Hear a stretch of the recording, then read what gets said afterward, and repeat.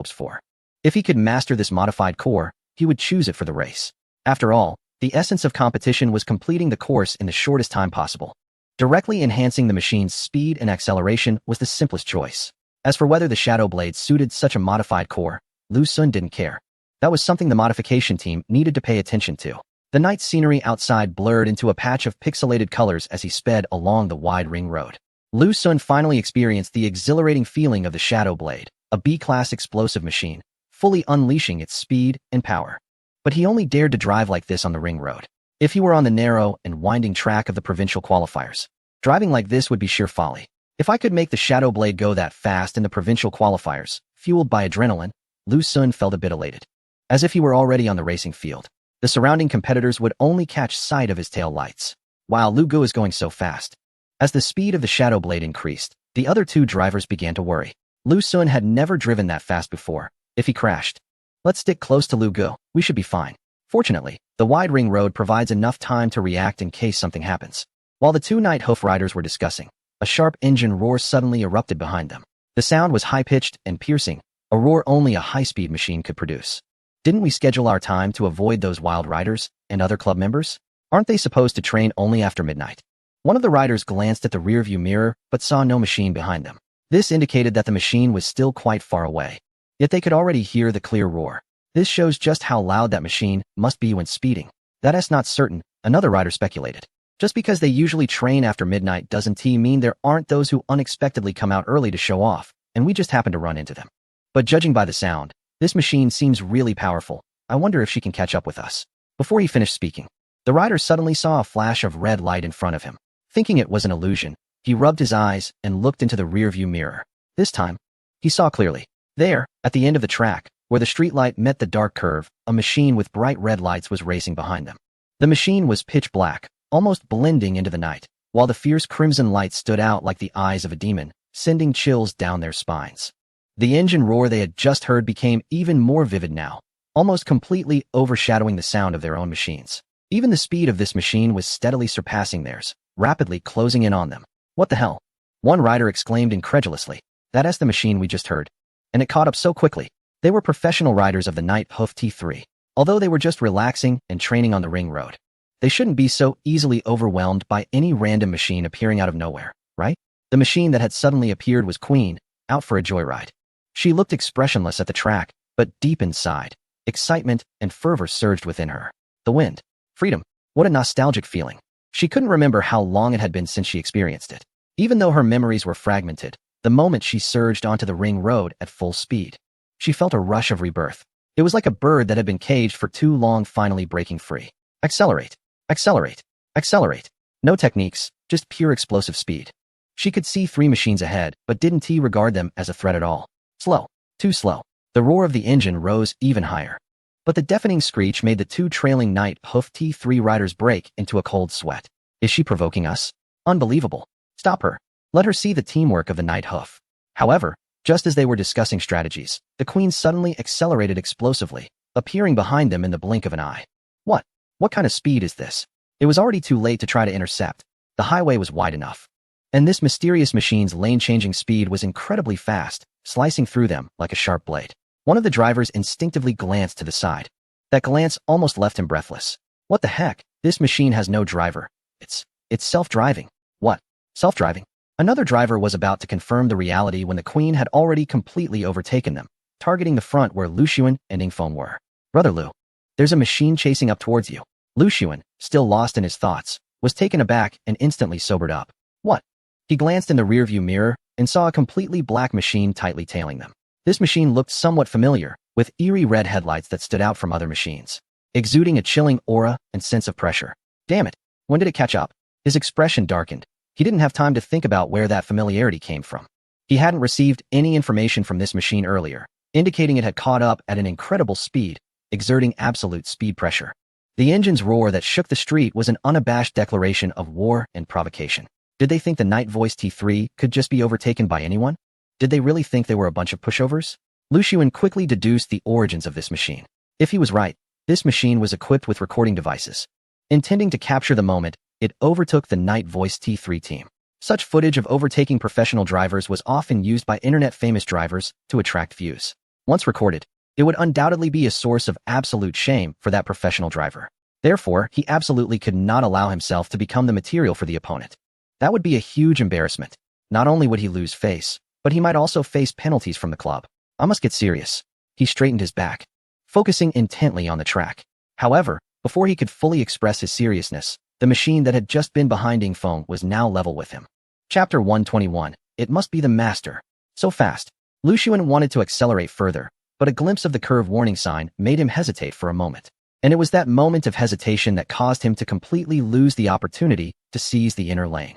Not only did he lose the chance, but he was also rudely pushed toward the outer lane by this machine. The operational space between him and Ing Feng was shrinking, forcing him to yield to the other. Was this machine not slowing down at all?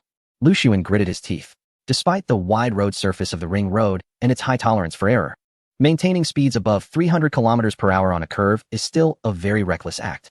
Moreover, although this road generally doesn't have many people, generally doesn't mean absolutely. At high speeds, even with assistance from the vehicle system, one might not be able to react in time to pedestrians or other vehicles. The key point is that this vehicle operates in autonomous mode. Can it really control itself? Just as this thought crossed his mind, Lu Xun could only watch helplessly as the vehicle attempted to overtake on the curve. Then, it crashed straight into the vegetable market at the edge of the curve. Amidst the chaos, it sped away. Lu Xun parked his vehicle at the entrance of the market, and two other riders followed suit. Lu Gu, what about that vehicle? Did it leave you behind? One of the riders noticed Lu Xun leaning against the car door smoking, and his expression changed slightly. This look of dejection, could it be that he was overtaken and caught on camera? Well, it went in. Lu Xun gestured towards the market. It went in. The two riders exchanged glances, momentarily stunned, staring at the dark entrance of the market, where the lingering smell of fish could still be detected. They finally snapped back to reality and burst into laughter. I thought it was a champion, but it turns out to be a rookie. Haha. Just now, seeing her speed. I thought she was impressive, but she crashed into the market? And she had the nerve to challenge our Lu Gu on the curve? What a reckless move. Lu Xun remained silent, merely gazing dejectedly at the dark market while taking deep drags from his cigarette. Yes, this vehicle indeed failed to navigate the curve properly and ended up crashing into the market, but it was in autonomous mode. Even in that state, it managed to complete 2/3 of the curve. This would have been nearly impossible for his vehicle. His vehicle could only drive autonomously during straight-line acceleration. If it were to navigate a curve on its own, the speed would have to be reduced to around 100 km per hour. Therefore, that vehicle, regardless of its speed, acceleration, or self-control, clearly outperformed his vehicle. It just lacked a driver. Had the situation been different, and if that vehicle had a driver, it would have likely left Lu Xun's vehicle far behind. As Lu Xun stubbed out his cigarette on the ground, he remarked, "Don't you guys think that vehicle looks a bit familiar? Seems like I've seen it somewhere before." Familiar? The two riders exchanged looks and shook their heads. No memory at all. Yeah, Lu Gu, it's actually normal to feel that way. We participate in so many training races and watch competition footage. So it's inevitable to see a vehicle and think it looks familiar. It's probably just similar to ones we remember. Lu Xun pondered for a long time, but couldn't he figure out where that sense of familiarity came from? He could only nod in agreement. Perhaps. Anyway, it's best if such vehicles don't appear in the provincial qualifiers. After all this commotion, he was feeling somewhat sober now. Let us call it a day and head back. Huh.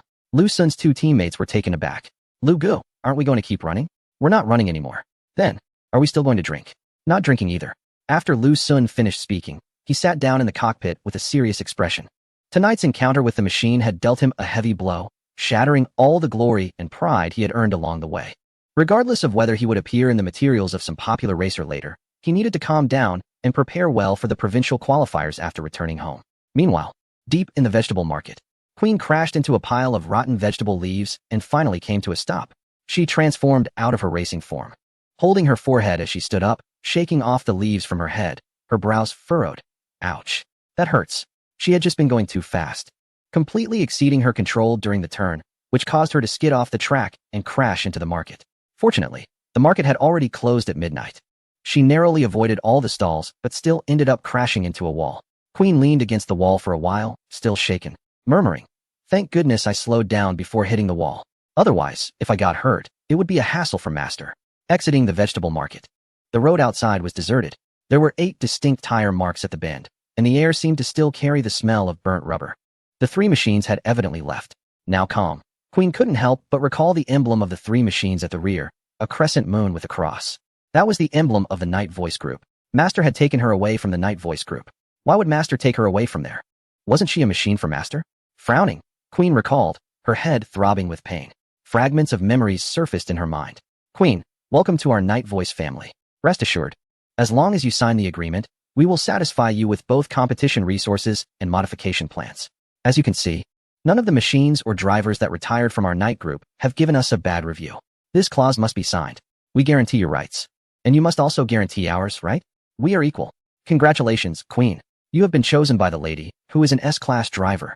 Following her will be your fortune, but before that, the Night Voice Group will conduct comprehensive modifications to make you a perfect machine. Sorry. This modification plan was devised by the chief modification team of the Night Group, and I don't have the authority to make changes. You signed earlier? Accepting the group's modifications is one of your obligations. It seems you cannot start? We will provide a further modification plan based on your situation to help you restart. Please rest assured, this is a normal situation. Due to the advanced modifications in pursuit of perfection by the Night team, typical combat units often struggle to adapt in the early stages. And there is indeed a chance of situations like yours occurring. Cold gray images flashed through Queen's mind. The voices of those people were faint and indifferent, their gazes as if assessing a tool. In those memories, she saw no light. She lived every day in confusion and panic, ever since she was unable to start up. She spent nearly 24 hours in the training ground, repeatedly trying to get herself operational. However, her engine showed no response at all, like a heart that had extinguished. What were all these? Queen clutched her chest in pain, her face pale. Why did such memories exist? Was that girl, crying in the cockpit, really her? She had been forced to execute an unwanted modification plan due to signing an agreement. Because of issues with the modification plan, she was unable to start up and was forced to wear a collar symbolizing a malfunctioning unit. How infuriating. Queen's red eyes seemed ready to tear apart the dark night. She finally understood why she felt anger and hatred when facing those 3 units marked with a crescent cross symbol. It was not the units of the Night Voice she hated. It was the fact that the Night Voice had deprived her of her talent. The dizzying sensation gradually faded away. Queen wanted to continue recalling, but could not remember anything else. She had already signed a contract with the Night Voice, similar to a contract between a star and an agency. It seemed there were no restrictions on the combat units, and all the terms appeared beneficial. However, it was only after joining the Night Voice that she realized the so-called fair contract friendly to combat units was filled with pitfalls. So how did she leave the Night Voice? How did she become Su Chen's combat unit? Now her talents seemed to have returned. She could start up. Thinking of Su Chen's modifications for her and the customized core, Queen felt a clarity in her heart. It must be Master. Master saved her. Master risked life and the threat of suppression from the Night Voice Group to rescue her from the clutches of the Night Voice, which had completely scrapped her. Who knows how much Master had to pay for this? The Night Voice is such a massive organization. It's easy to imagine how much Master had to endure to achieve this. At this thought, Queen couldn't help but clench her fists, tears welling up in her eyes. Chapter 122. Targeting the elite at the entrance of the Northern Wolves Club, Su Chen stood below the club, holding Xingming with his left hand and accompanied by Queen on his right. He felt that something was off about Queen's gaze towards him throughout the night. How should he put it? Previously, Queen looked at him with admiration and respect for her master. Today, his gaze towards her seems much more complex, filled with admiration, respect, gratitude, and a hint of affection. What's going on? Originally, the foundational bond had already risen from 15 to 20. It won't be long before they can sign a soul contract. Didn't Queen go out for a walk last night? Did something happen during the walk? Or perhaps, Su Chen stroked his chin and thought, could it be that I unexpectedly look a bit charming today? No, Master, you need to trim your nose hairs. Just as Queen finished speaking, she pulled out a small pair of scissors from somewhere. Snip! A cold glint flashed. Queen gracefully put away the scissors. A few stubborn nose hairs fell from Su Chen's nostrils before he even realized what had happened. It was only at that moment that Su Chen regained his senses, realizing he had just been snipped. Wow, that was dangerous. Queen, what if you poked my nose? Queen thoughtfully took out a small mirror and held it up for Su Chen to see. Don't worry, Master. My hands are quick and steady. I won't hurt you. Now you look much more handsome than before. Su Chen glanced at himself in the mirror. Without the bothersome nose hair, he did look quite a bit better. However, he still felt a bit uneasy about that recent snip. Speaking of which, is Queen's preparation a bit overboard? Is she really planning to train herself as a maid machine? What will happen after the memory restoration? Will she turn into a tsundere, aloof maid lady? He couldn't imagine it, not at all. Su Chen decided not to think about it. He led Queen and Xingming into the office area of Northern Wolf T2. Hey, our champion is here. As soon as he entered, a cheeky voice rang out. Su Chen didn't even need to look to know it was that rascal Yuming. And with that tone, it was clear that Huang Mao was also present. Big Huang, aren't you going to come greet our champion? Yuming winked at the sullen-faced Huang Shixuan.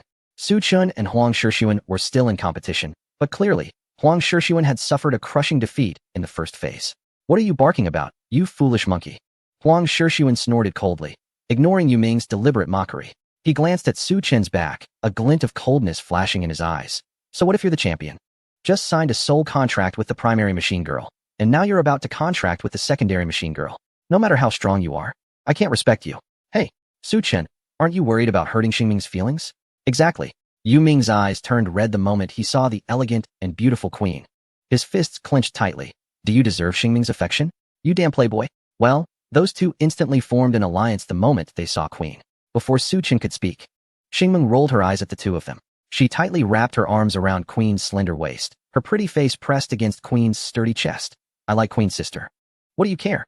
I let Moss and Queen's sister contract. Do you live by the sea? Why are you meddling so much, humph? As soon as she said that, both Yu Ming and Huang Mao were left dumbfounded. Did you actively let Su Chen contract with other machine girls? Was it voluntary? Aren't you afraid of your initial position being affected? What do you mean by other machine girls? Xingming rubbed against Queen's chest and softly said, Sister Queen is my family. Family should be together. Yu Ming's expression changed unpredictably as he suddenly pulled Su Chen to a corner. Brother Chen, we are teammates. Just let me know how you managed to get such a great machine girl like Xingming. Give me a little advice. Get her? You want to get one too, right?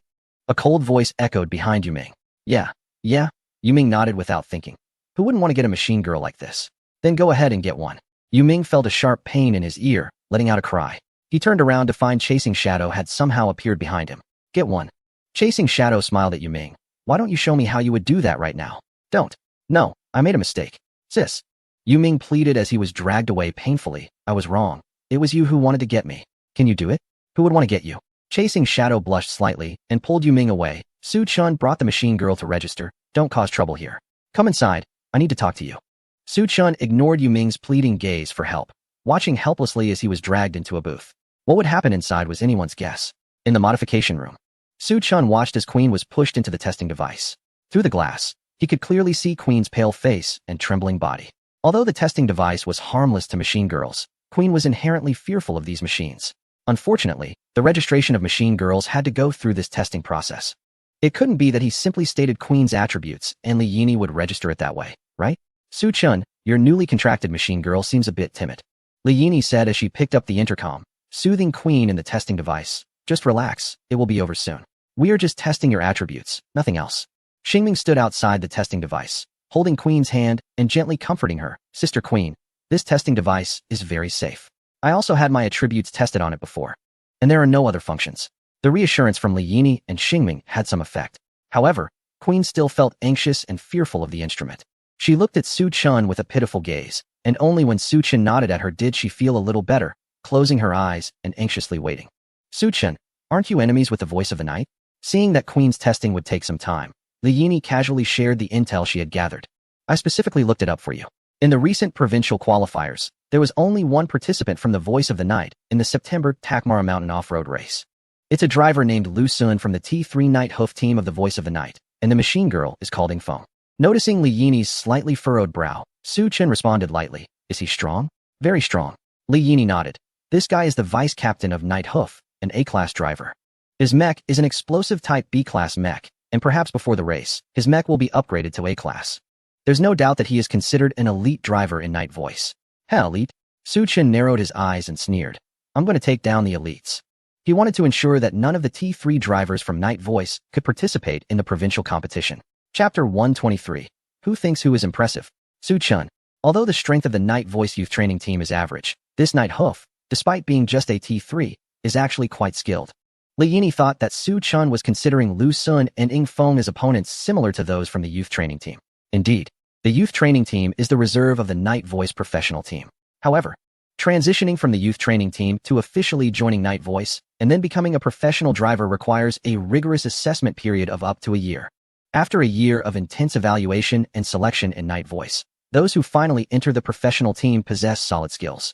Seeing Su Chen staring silently at the detector showing Queen, she continued, Lu Sun's mech is an explosive type with excellent attributes. They have training models from the Night Voice professional track analysis team, so they must be very familiar with the Takmala Mountain track by now. If you want to take a chance, it's best to also use an explosive type mech. Li Yini wasn't optimistic about Queen's performance. The reason was simple. The explosive type match from Thunderstar Emblem are the most expensive, followed by the speed type from Luyan Star Emblem. Meanwhile, the support type match from Guanyao Star Emblem are the cheapest because unless they are top tier or lucky enough to awaken special skills after reaching S-class, their attributes compared to mechs of the same level would be quite mediocre. As for what Xingming's situation is, Li Yini wasn't sure. Anyway, if Su Chun had money back then, he probably wouldn't have chosen a support type mech as his first choice. Currently, Su Chin's participation in competitions is limited, with total prize money amounting to less than 1 million. His daily living conditions also don't indicate he is wealthy. So, it's highly likely that this mech is not an explosive type. Su Chin simply has no means or conditions to acquire an excellent explosive type mech. She speculated that Queen was probably just a support type, just like Xingming. The reason Su Chin chose Queen might simply be because she looked good. Queen's appearance and temperament are so perfect that even she, as a woman, felt moved. Queen is indeed an explosive type mech. Su Chin silently waited for Li Yini to finish speaking before finally responding. What? Li Yini was taken aback and was about to speak when Noliai came out of the modification room with a document in hand. Su Chun, boss. That one is called Queen, right? Her test results are out. Noliai couldn't hide her surprise and looked at Su Chun with a strange expression. This is a B-class mech, and its attributes can break through to A-class at any time, as long as there are materials. Additionally, she is an explosive type mech girl, with burst and speed attributes reaching 86 and 80, which is quite impressive. Noori looked at Su Chun after speaking. Not bad, Su Chun. Where did you find such a powerful mech girl? And she is so devoted to you even with your first release mech girl around? Su Chun smirked slightly. You don't understand my charm. It can't be learned. Noori, ugh. Li Yini's lips twitched. If personal charm could make a mech girl devoted, then the bond between pilots and mech girls wouldn't be so difficult. Although surprised, it is indeed a good thing for Su Chun to have such a strong explosive type mech girl. With Queen and Star Dream alternating in battles, both mech girls will have time to rest, making them more flexible in responding to competitions. If all goes well, Su Chun can participate in 5 provincial qualifiers and might even secure all personal points.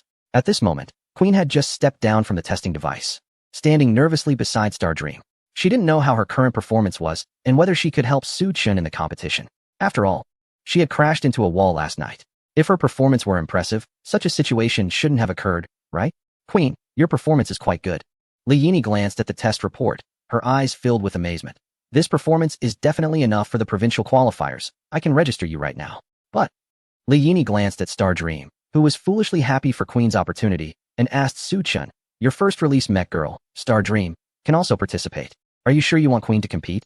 Generally, the first release mech girl has priority to participate over the second release mech girl. After all, it's about the order of arrival. Although which mech girl competes ultimately depends on the pilot's arrangement. If one wants to avoid conflicts among their mech girls, they must respect the first release mech girl's status. Additionally, relationships and personalities among the mech girls can also have an impact. Su Chun patted Star Dream's head, his eyes filled with a hint of guilt. Star Dream had surely been looking forward to the provincial qualifiers for a long time. But now she had to give up her opportunity, which must feel a bit uncomfortable, right? Master, for the first preliminary match, it has to be you and Queen. Star Dream seemed to sense Su Chen's guilt. Her expression tightened, and she said somewhat seriously, Queen must participate in this match. It has to be her. Why do you say that? Su Chen was taken aback. Because this match involves people from the Night Voice group. Star Dream clenched her fists. Master, I want the Night Voice group to see that without their influence, Queen can not only reboot, but will be even stronger than before. Su Chen looked at Star Dream, whose cheeks were puffed up in frustration, and couldn't help but chuckle. He pinched her soft cheek playfully and teased. What if the next 4 qualifiers also have people from the Night Voice group? Huh. Star Dream was taken aback, clearly not having thought about this issue. According to her, if all the preliminary rounds feature the Night Voice, wouldn't that mean it's all about Queen taking the stage, leaving her with no chance? Although she is happy that Queen can personally defeat the contestants from Night Voice, she also wants to participate. Sister Xingming, you should join the first preliminary round. Queen gently squeezed Xingming's small hand and smiled, saying, since we're both defeating the contestants from Night Voice, it doesn't matter who goes. No way. Xingming shook her head repeatedly. Queen, you must eat the first piece of meat. After pondering for a while, she suddenly had a bright idea. Moss. For the first match, Queen should first give the contestants from Night Voice a taste of defeat, and then in the next match, we can step in to help Queen regain her honor. This is called, taking turns to slap faces. Alright, let us kick off the plan of taking turns to slap faces. Su Chen nodded in agreement with Xingming. In fact, he already had a plan in mind. Queen would go first, followed by Xingming. If there are no special tracks in the provincial preliminaries, they would proceed according to this pattern. Moreover, The provincial competition allows for changing the machine girls midway, providing more options based on different tracks. At that time, Xingming would start, and later switch to Queen. Li Yini and Nua Lei looked at each other, bewildered by Xingming and Queen calling each other sister. In the realm of machine girls, it is common to refer to the stronger side as sister, regardless of age or who is the first to appear. So, which of these two machine girls thinks the other is stronger? After registering Queen's information, Su Chen didn't hurry to leave with the two machine girls. He found Nua Lei in the modification room, who was focused on modeling research. Recently, the adjustable rear wing modification core has stirred up a storm among modifiers and drivers. Su Chen has been brushing up on modeling knowledge and memorizing various data nodes and modeling data matrices. He could immediately tell that Nua Lei was tinkering with the basic modules related to the rear wing. She must be trying to figure out the adjustable rear wing. He guessed to himself. Although Nua Lei didn't look up, it seemed like she sensed Su Chen's presence. As soon as he entered, she chuckled and said, "Hey, Chengu, aren't you going back to your life of being surrounded by beauties? Do you need me to recommend a stamina-boosting medicine? My friend sells it, and it works great with almost no side effects." Hee. Su Chen, just send me your friend's contact. He took out his phone, thinking it might come in handy later. Wow. Nua Lei's mouth slightly opened, looking at Su Chen with a surprised expression, as if to say, "Are you serious?" Yep. Su Chen nodded. He had a feeling he would need it in the future, so it was better to be prepared. Nua Lei's lips twitched as she really found a contact to send to Su Chen. He glanced at the profile picture, which showed a scruffy-looking cat holding a bottle of Indian oil. That kind of profile picture clearly belonged to a middle-aged, sleazy, overweight uncle, making it quite reasonable for him to sell stamina products. By the way, I have 2 questions for you. Su Chen happily put away his phone. Queen and Xingming have both reached B-level mech status and are ready to advance to a level. What materials do they need this time? Also, I want to open a modification shop. Where would be a good location? Ideally, somewhere there are existing modification shops for transfer. For the first question, No Li could still understand. But for the second question, she looked at Su Chen in confusion. Wait, Chenggu, are you drunk? Why would a race car driver open a modification shop? Also, you can't open a modification shop without a modification certificate.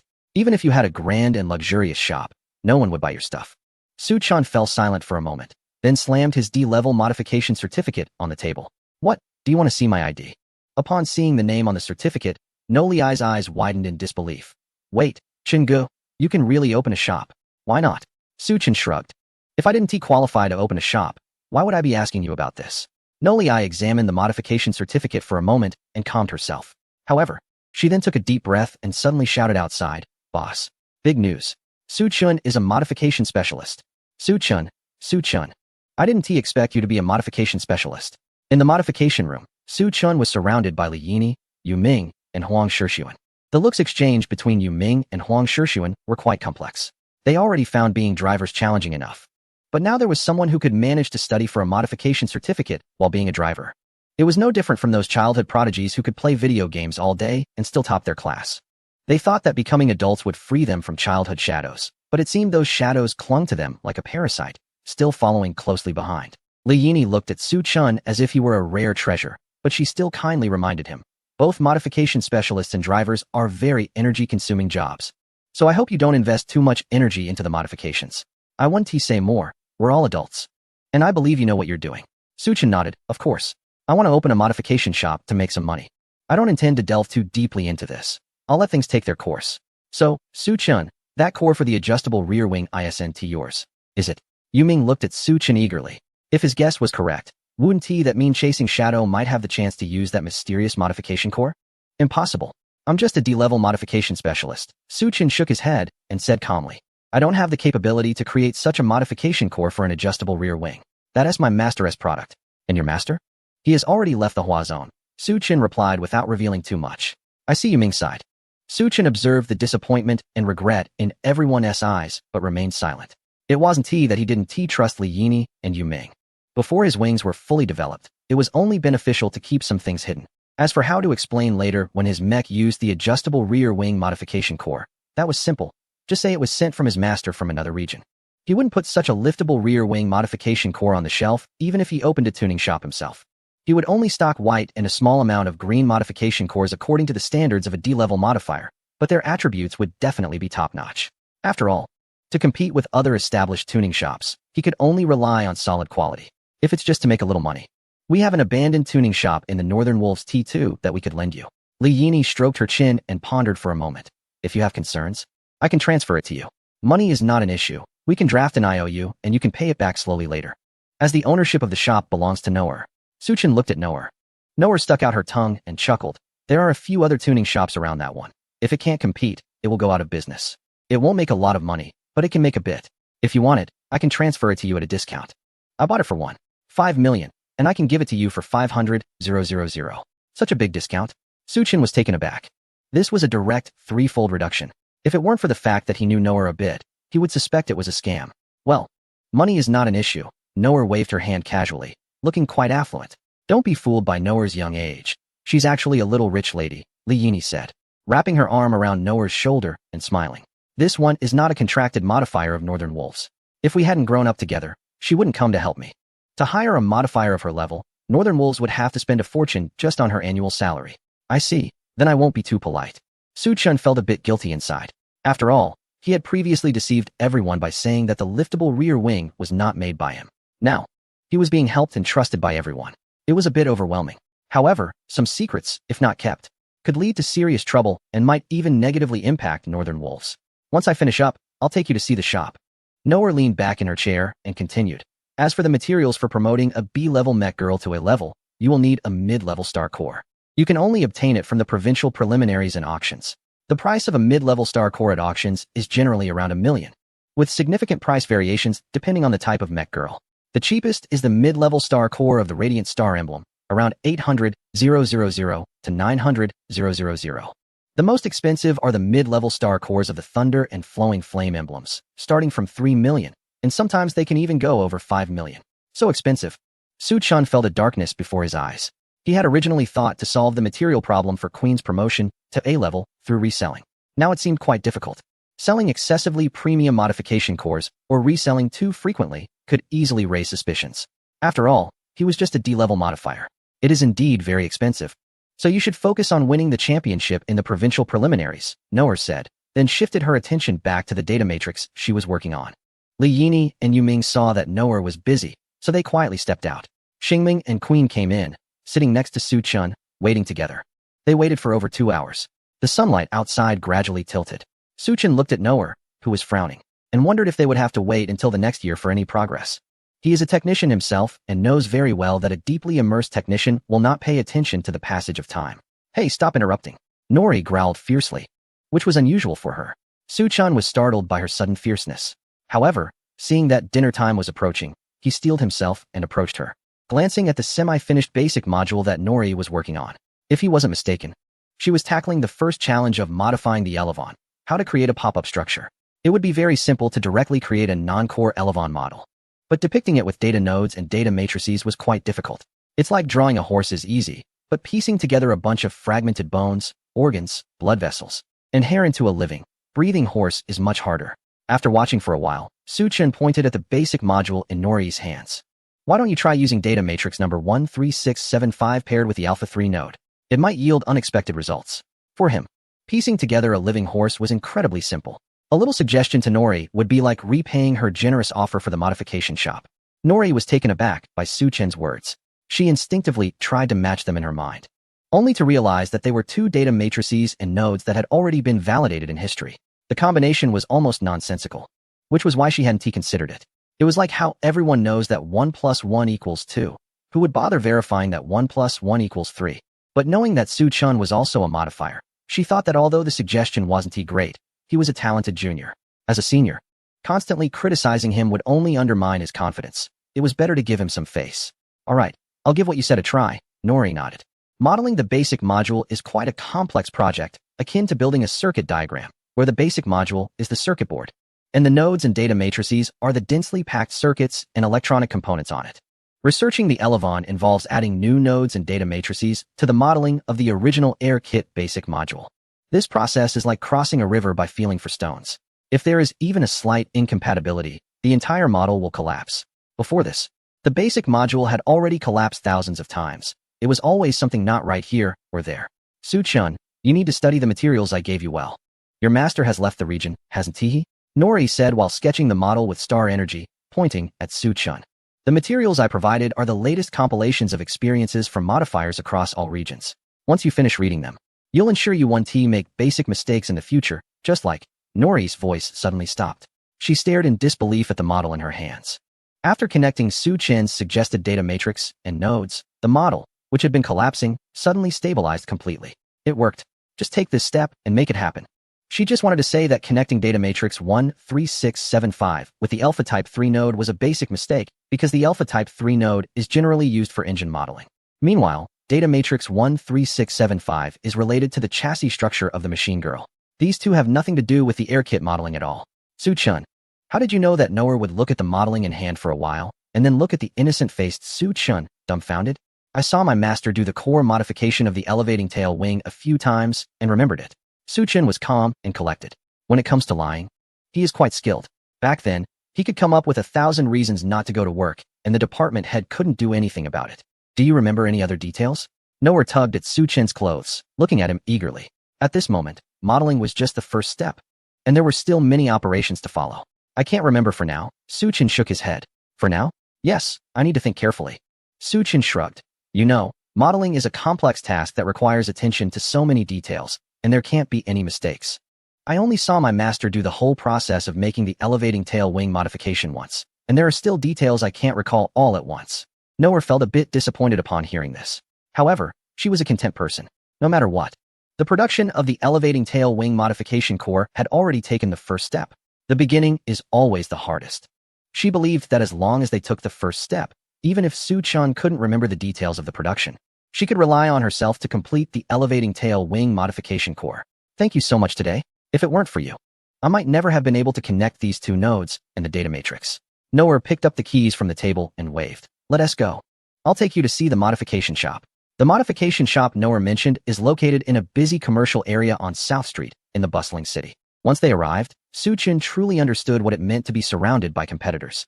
The shop was situated in the center of a fan-shaped square, with one store called Good Modifications on the left, another called Modification King on the right, and across the street was Old Lee's Professional Modifications, with a total of 3 modification shops forming a triangular siege around Noah's shop. Wow, what an ambush!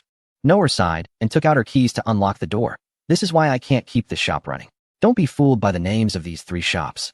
The modifiers are all A-level modifiers with good reputations. When the product quality is similar, buyers can choose freely among our 4 modification shops. Since I'm often not in the shop and have to help with Sister Ani's car team, even if some old customers see my shop closed, they gradually drift away. Later on, most buyers here ended up buying from the other 3 shops, leaving mine deserted. Su Chun and the 2 machine girls followed Noah into the shop. Wow. As soon as they entered, Xing Ming exclaimed, "It's so big." Queen, on the other hand, had no reaction. Whether it was because she had no concept of size or had seen even bigger places. Su Chen looked at the store, which was at least 300 square meters, and felt a sense of shock. This store was definitely worth more than 1.5 million. After all, it was in a bustling commercial area where business was thriving and every inch of space was valuable. However, this commercial area seemed quite new, likely developed in recent years. If Noah had purchased the store before the area was developed, then 1.5 million would have been about right. The entire store had a retro and minimalist decor style. The walls were adorned with a mix of gray and burgundy wallpaper, marble floor tiles, and high-transparency glass display cabinets, all of which perfectly matched Su Chen's aesthetic. This was how a modified store should look. It wasn't a place for women's clothing or cosmetics, so there was no need for anything flashy. How about it? My modification shop isn't bad, right? Hearing Xingming's amazed voice, Noah couldn't help but smirk slightly. Humph. This is just one of my modification shops. I have even larger ones. Wow. Noah, you're amazing. Xingming always knew how to boost emotional value. Noah's smile widened, clearly overjoyed. Indeed, it's quite impressive. Su Chen nodded, then hesitated. But for such a great store, are you really only transferring it to me for 500,000? You don't need to pay 500,000. Noah took out a transfer contract she had prepared earlier. You've helped me solve a big problem, and the value of that problem is worth no less than 500,000, so I'm giving you this store directly. Just sign here. She pointed to a corner of the transfer contract. You're really giving it to me? Su Chen scratched his head. Isn't that a bit inappropriate? What is inappropriate about it? Noah waved her hand dismissively. Come on, can't you be a bit more straightforward? If you really want to thank me, just think about the details your master had when making the adjustable tail wing modification core. For Noah, she was simply handing over her least profitable store. But for Su Chun, this store that could be sold for 4 to 5 million was like a timely rain. However, to get the store up and running, he would need more than just this timely rain. Since he had already pushed the envelope, he decided to take it a step further. Noah, I don't have money to buy the basic materials right now, so The warehouse of the basic materials store still has plenty. Noah rolled her eyes, crossing her arms. You can take those materials. They were what I used for practice, but they can only be used to make some white and green modification cores. That's enough, Su-chin said, his face full of gratitude. If Noah were a guy, he would have called her his godfather. Now he had the certificate, the store, and the initial resources. If he couldn't make this store work, he might as well find a place to bury himself. All right, I'm leaving, Noah said as she hurried back to continue researching the adjustable tail wing modification core. However, before she left, she reminded him. The owners of the two shops next door are nice, but be careful of that old Lee across the street. That guy is no pushover. Noah left in a rush. Su-chin glanced at the store across the street. The store is clearly not as upscale as the other one, but the large sign at the entrance features various exaggerated advertisements, along with some services that look affordable but are actually traps. For example, the blind box for modification cores isn't exactly a cost-effective option, right? Haha, that's fine because it's not exactly a bargain either. For the next 3 days, Su-chin spent all his time at the modification shop. The shop's name was changed to Anything Can Be Modified. The name might not be impressive, but it's simple, easy to understand, and down to earth. And indeed, they can modify just about anything. The owners of several surrounding modification shops, including Old Lee across the street, have recognized his status. However, once they learned he was just a D-level modifier, their gazes towards him shifted to be noticeably friendlier. Old Lee across the street even had a hint of mockery in his eyes. But Su-chin didn't care about that. In 3 days, he crafted 31 modification cores, using up all the materials that the previous shop owner had left in the warehouse. Although they were all of white and green quality, it finally gave the shop some semblance of credibility. Otherwise, having nothing in the display case wouldn't be convincing at all, right? Phew. Finally, it's time to open. Su-chin sat behind the counter, placing the last modification core into the display case, and let out a sigh of relief. Xingmeng, go ahead and open the store. Starting today, we will officially welcome customers to our modification shop. Meow. Xingmeng cheered and happily went to open the door, hanging the open sign outside. Then scampered back with a face full of admiration for Su-chin. Master, after the opening, will we become rich soon? That essay given. Su-chin ruffled Xingmeng's head, his eyes filled with memories. Back when he was the chief modifier on Earth, when did he ever worry about money? Not only did he receive a salary, but there were also drivers rushing to deliver cash to him just for slight adjustments to their racing cars. A small tweak would net him millions. At that time, money was just a number to him. And that was without him even trying hard to make money. Now in this world, he was working harder than ever to earn money. Wasn't it better than a tide of wealth rolling in? With this thought, Su-chin felt a surge of confidence. Xingmeng, Queen, you two stand at the door. If any customers come in, just say welcome, regardless of whether they buy anything or not. Our service quality must be top-notch. Xingmeng and Queen immediately went to wait at the door. However, the entire afternoon passed, and the customers Su-chin anticipated never showed up. Perhaps it was too hot in the afternoon. Nobody was out shopping. He made an excuse for himself and told Xingmeng and Queen they didn't need to wait at the door and could do whatever they liked. After mealtime, as the sky darkened and the afternoon heat dissipated, a cool evening breeze blew in, and more people began to gather in the commercial area. Yet still, no one visited his store. In contrast, Old Lee's professional modification across the street had plenty of customers, with a steady stream of people at the entrance. It seemed that drivers in this world enjoyed taking their machine girls to browse modification shops, much like girls enjoy shopping. Whether to buy clothes is secondary. It's more about browsing the store and feeling tempted. When you come across something you like but can't afford, it gives you something to look forward to, right? Why? Su-chin found it hard to understand. He had checked out all the nearby modification shops. In comparison, his shop was definitely the best. So why wasn't anyone coming to buy modification parts from him? Su-chin leaned on the counter, a frown on his face. In the past, he could comfort himself that business was slow because the shop looked shabby. Now that he had such a nice place, yet still no customers, he had to reflect on himself. Perhaps he wasn't cut out for running a shop? Master, don't think like that. Xingmeng rested her delicate face on Su-chin's shoulder, tilting her head. Her silky silver hair cascaded down her arm, and her big eyes reflected Su-chin's profile. Everything is difficult at the beginning. We just opened. So it's normal not to have customers. No one knows Master's strength yet. Once they do, they'll be lining up to get modifications from you. That's right, Master. Queen gently massaged Su-chin's shoulders and comforted him softly. In my eyes, you are the most amazing modification master. Not buying your modification parts just means they don't recognize quality. Although he still felt a bit down, Su-chin suddenly thought it wasn't so bad after all. Maybe he was just a bit too anxious, or perhaps in his previous life, everything went smoothly, which led to countless people seeking his modifications because he had enough fame back then. He was used to that kind of life. Now, in this world, he had no reputation and was struggling to adapt. He couldn't face his current failures with the mindset he had before. Here, he was just getting started. Let's close the shop for today. Suchin quickly adjusted his mindset. Let's go eat first. Tonight, I'll think of an attractive event. As long as I can sell one modification part, that will be a success. He felt confident with the solid quality of his modification parts. Selling just one could help build his reputation. Word would spread, and he wouldn't lack customers. Yay! Xingming dashed to the door. Just as she was about to take down the open sign and close the shop, she caught sight of two figures rushing toward them around the fountain. One of them looked somewhat familiar. Don't close the door. A girl's voice called out. Boss, don't close the door yet. Xingming carefully recognized the girl and finally remembered who the machine girl accompanying her was.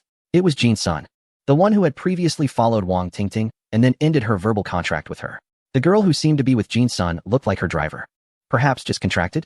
As the girl approached, Su Chan noticed her short flaxen hair, tan skin, a few freckles on her face, and she was dressed in a sports outfit, giving off a very energetic vibe. She rushed up to Xingming and let out a sigh of relief while pressing her knee. Great, she finally made it. If you all had closed the door, we might really have missed out on the modification core. Xingming glanced at the girl, then blinked her eyes at the golden falcon behind her. The golden falcon also spotted Xingming. From a distance, she was uncertain, but now she finally recognized that this machine girl with soft cat ears and long snow-white hair was her former colleague. After all, they had worked for the same boss. However, compared to before, Xingming had changed significantly. She used to keep her head down, looking timid, but now there was no trace of that shyness. And her complexion had improved a lot. Moreover, there was a certain indescribable charm about her that seemed to bring a good mood just by looking at her. The golden falcon knew that Xingming was more confident than before. With confidence came her unique charm, which flowed out naturally. However, the golden falcon didn't feel envious because she had also found a suitable pilot for herself. Xingming, long time no see, she smiled slightly at the cat-eared girl. Wow, it's really you, Jinshun. Xingming's Ahog perked up, and she scratched her head shyly. From a distance, I thought it looked like you, but I didn't quite react in time. She and Jinshun hadn't interacted much, but there didn't need to be too much contact between machine girls. Even if they had only met once, they could chat naturally when they met again. Huh, you two actually know each other? Jinshun's pilot, Xingming, looked puzzled, not expecting to run into Jinshun's friend while bringing her own machine girl to the modification shop. The girl in front of her didn't seem to be the boss. Xingming looked Xingming up and down again, marveling at how beautiful she was. Those twitching cat ears and swaying cat tail looked so real. Is she a specialized catgirl machine? She truly lived up to her reputation for beauty. No wonder even though the specialized catgirl attributes were average, she could fetch a higher price than similar machine girls at the exhibition. Are you here to buy a modification core too? Xingming took a couple of steps closer and asked Xingming in a familiar manner. No, I'm not. Xingming shook her head. This modification shop is opened by my master. I'm a part-time service girl at the shop, a lucky cat.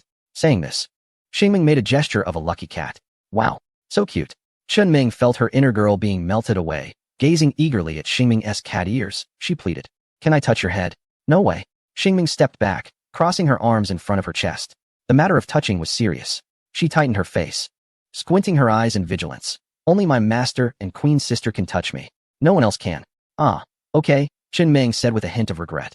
Suddenly, she realized that the modification shop was run by this specialized catgirl machine's master, which meant that the shop owner was not just a famous modifier, but also a pilot. Can these two professions really be practiced simultaneously? Just as she was still puzzled, a voice came from inside the shop. Xingming, is there a customer? Ah, right. Xingming grabbed Xingming and Jinsuin's hands and pulled them into the store, shouting, Moss. Come out quickly, we have guests. She held tightly, afraid the two might run away. Xingming felt her face flush from the grip, thinking that this catgirl had quite a bit of strength. Guests. Su Chen was taken aback for a moment. Then he quickly appeared at the door, wearing a practiced service smile that he had honed for 2.5 years. Though it was fake, it felt warm and friendly. Welcome, please come in. Our modification cores are absolutely the best in the entire commercial area. You've come to the right place. Feel free to browse and choose. It was always tough to start, but today he had to sell at least one modification core. The two in front of him were his opportunity. He was surprised to see Jin-sun. Oh, there's a familiar face? Well, not too familiar, but he greatly admired Jinsuin's courage in standing up against Wang Tingting's harassment. Xingming looked at Su Chen's enthusiastic demeanor, feeling a bit flustered. Are you the owner here? Are you also a driver? Yes. And who says a driver can't be a modifier? Su Chan pointed to the modification specialist certificate hanging on the wall. Look, I have a certificate. Xingming glanced at the certificate on the wall. D-level, just like what the other owners said. Now she could only hope that when she stated her requirements, this D-level modification specialist wouldn't change his expression and ask her to leave. What type of modification core are you looking to buy? I can recommend something. Xingming anxiously looked at Su Chan and took a deep breath. I need a modification core that's not too expensive, under 50,000 yuan. That can improve speed, but mainly has negative attributes in stability and endurance. Ideally, it should be of green quality. Do you have any? Her voice got quieter as she spoke, as if she knew her demands were a bit excessive. Such modification cores weren't non-existent. But it was impossible to sell one for 50,000 yuan. With that price, she might get a decent white modification core. But expecting a green one was a bit unrealistic. Even though there were small white modification cores that met her requirements in other stores, the owners were unwilling to sell them for 50,000 yuan. With the provincial qualifiers approaching, many drivers were replacing their modification cores, and prices had skyrocketed. The small cores that used to cost 50,000 yuan were now unaffordable. Yes, we have them. Su Chen smiled and led Chun Ming to the deepest part of the store to a display case. Inside were all green quality modification cores, a total of 12 models. 3 of these meet your requirements. He took out the 3 modification cores and lined them up on the display case. Here, these 3 are all called Green Arrow No. 1, which improves speed by 5 points, decreases stability by 2 points, and reduces endurance by 1 point. As for the selling price, it's not 100,000, not even 50,000, just 49,999. You can't go wrong with 49,999. You won't be taken advantage of. For just under 50,000, you can take home a top-notch green quality modification core. Listening to the owner's enthusiastic pitch, Chun Ming's eyes sparkled as she looked at the 3 modification cores on the display case. Su Chen stood beside her, equally excited. The names were just created, and the prices were freshly marked. The cost is less than 10,000. A tearful profit. Chapter 128, 50,000 in total. The entire transaction process was very pleasant, and it can be said that both the host and the guests enjoyed it. She never expected to spend 50,000 to buy such a good modification core. Chun Ming looked at the packed modification core and found it hard to believe. She was about to participate in a training match, and the champion would receive a beginner star crystal sponsored by the event organizers. To seize this opportunity, she thought about spending all her saved money on a modification core for her vehicle, taking a gamble. Even if she failed, it wouldn't matter since the modification core she bought wouldn't disappear. However, after browsing for a whole morning, none of the modification shops had what she wanted, either due to unacceptable prices or availability. This shop, anything can be modified, was her last hope. Just as the shop was about to close, she made it in time. It turned out that her hope was indeed not in vain. Our store's principle is to only earn what we should, Su Chen said with a smile.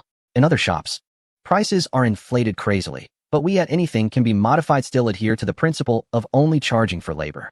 This way, not only can the drivers buy the modification cores they need, but our shop's reputation can also accumulate quickly. When that happens, we can earn just as much as other stores, even with lower margins. I see.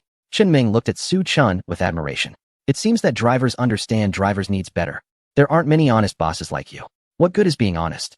Su Chen said, somewhat insincerely. No matter how honest, our store doesn't have much business. I'll introduce business to you. Chun Ming immediately replied. I have a few classmates who are also worried about modification cores.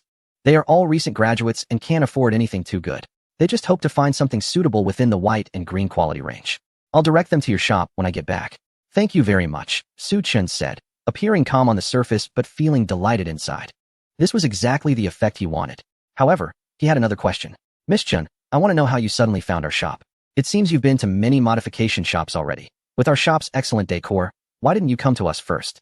Faced with Su Chen's question, Chun Ming blushed slightly and awkwardly said, Boss Su, actually, I saw your shop as soon as I entered the commercial street. But your decor was so good that it gave me the feeling that I couldn't afford anything inside. The reason we came here is that Boss Lee across the street said he wanted to pick up trash. And his shop is run by a D-level modifier with plenty of junk. He doesn't sell junk here. At this point, Chun Ming was a bit angry, pouting in indignation. The modification cores he sells are expensive. A green quality acceleration modification core costs 100,000, and its performance isn't as good as yours for 50,000. Yet he calls yours junk. I think the things he treasures are the real junk. Su Chen's smile froze. No wonder there was no business. He thought it was because he wasn't cut out to be a boss. After a long time, it turns out the store is too upscale, making others hesitant to enter. Moreover, there are competitors causing trouble. Perhaps many potential customers were planning to check out the store, but once they heard it was filled with trash, who would waste their time coming in? Only someone desperate like Chun Ming would come in just to give it a try. But how many people like Chun Ming can you find among 10,000? So, they say my core modifications are trash, huh? Su Chen chuckled coldly to himself. It seems it's time to employ some business tactics to prevent the nearby store owners from thinking that Su is easy to mess with. As soon as Chun Ming and Jin Sun left, Su Chen said to Xing Ming, Lao Ming, I have a task for you. Smash the store. Smash the store? Xing Ming, who was happily counting money, was taken aback and said blankly, Master, you don't want to continue running the store?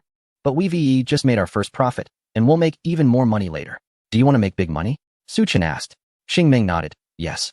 Then go smash the store. Oh, okay, meow. Xing Ming dashed into the storeroom, grabbed a big hammer, and ran back out. Bang! Crash! With a series of sounds that left the nearby store owners dumbfounded, the originally magnificent sign of the store was smashed to pieces by Xing Ming wielding the hammer. The sign of anything can be modified hung half in the air, half still on the store, with the tiles behind it shattered. Su Chen stepped out to take a look and nodded, not bad. It has a bit of a World War II damage style to it. Let us keep it like this for a couple of days, and when we have money from selling the core modifications, we'll hire a construction team for a proper design. Master, I'm done smashing. Xing Ming came over, holding the hammer and peering into Su Chen's eyes. Master, where's the big money? What money? Su Chen was puzzled. Didn't you say there would be big money after smashing? Su Chen sighed, pinching Xing Ming's cheek. The money hasn't arrived yet. It will take a few days. Xing Ming nodded. Oh meow, then you should call the people bringing the money to hurry up. I want to see the big money. Su Chen couldn't help but laugh.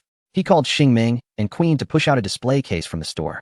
He then took out the core modifications and carelessly stuffed them into the display case without worrying about arranging them nicely, just like a roadside stall selling flip-flops. He also hung a loudspeaker on the display case with a recording of his own voice. Come on, come and take a look. Everything is 50,000. Each item is 50,000. Pick whatever you like. 50,000, you 1T lose out. 50,000, you 1T be fooled. All core modifications are 50,000. The loudspeaker boomed loudly, with Su Chen practically shouting during the recording. Having once lived a life of millions every minute, he was ready to dive right in.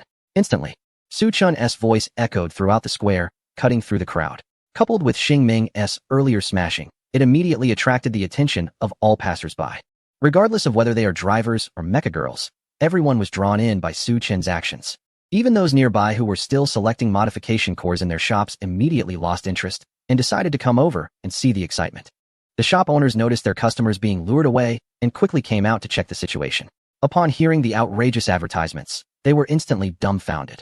In front of the Lao Li professional modification shop, the middle-aged owner, surnamed Li, leaned against the glass door, his expression fluctuating.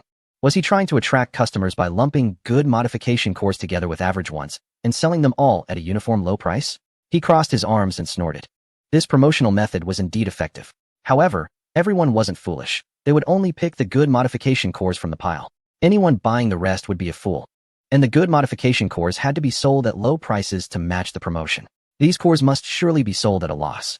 He was perceptive enough to see through Su Chen's intentions at a glance. First attract people, and with enough customers, there would always be one or two fools willing to buy. Moreover, people have a herd mentality. If everyone was buying here, others would think of trying it too. However, modification cores were not like trinkets sold at roadside stalls.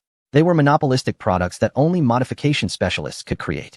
Furthermore, the high prices of modification cores meant they were only sold to drivers and mecha girls. Coupled with the variable success rates and uncontrollable costs of producing modification cores, this selling method was tantamount to self-destruction. He could almost predict Su Chen's downfall. Heh, you little rascal, just wait for bankruptcy. Chapter 129, you are the trash boss. Is this white modification core really that good? Seriously, can you just make such claims? Just have any institution test it. If there's any discrepancy, I'd be ruined. Boss, this top-notch green quality modification core is really only sold for 50,000? Yes, I said all cores are 50,000, all of them. Can there be a mistake? With Su Chen's confirmation, a group of drivers and mecha girls were instantly amazed. Is there really such a good deal? The white modification core with a speed of 4 and only one corner was usually priced around 30 to 40,000 in most modification shops. Now, during the peak season for competitions, the overall price of modification cores had skyrocketed, and typically, such top-performing cores had risen to 70 or 80,000. Yet, this shop casually displayed such a high-performance white modification core as if it were garbage. And the price was surprisingly cheap. Boss, do you have a modification specialist certification? Some brave souls couldn't hold back anymore. Of course, Su Chen took out his certificate to show everyone. These modification cores are all made by me personally, with my authorization and signature on the cores. You can buy with confidence. If there are any issues or discrepancies, you can come to me. In reality, there was no way there would be any problems. The authorization of the modification core is closely tied to the modification technician, and this item cannot be swapped or have its data altered. Therefore, when Su Chun presented the Class D Modification Technician certificate, the onlooking drivers did not hesitate at all. Boss, I want this one, the shining white number 1 modification core. Boss, I want the green arrow number 1. Boss, can I buy 2? One as a backup.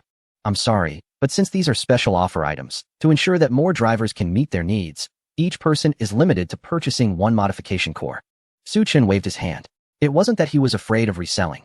After all, as long as a sales agreement was signed on the spot, the modification core would be authorized and bound. If sold to a second person, they couldn't use it either. Unless, like last time on the black market, the person voluntarily resold it, which would be fine. What a noble boss. It was the first time they encountered a boss who cared so much about the drivers. Upon hearing this, the crowd immediately labeled Su Chun as a great benefactor, as not everyone had the money to buy multiple modification cores. The more modification cores sold, the fewer opportunities there were for them to buy. All right, no pushing. Form a line, one by one.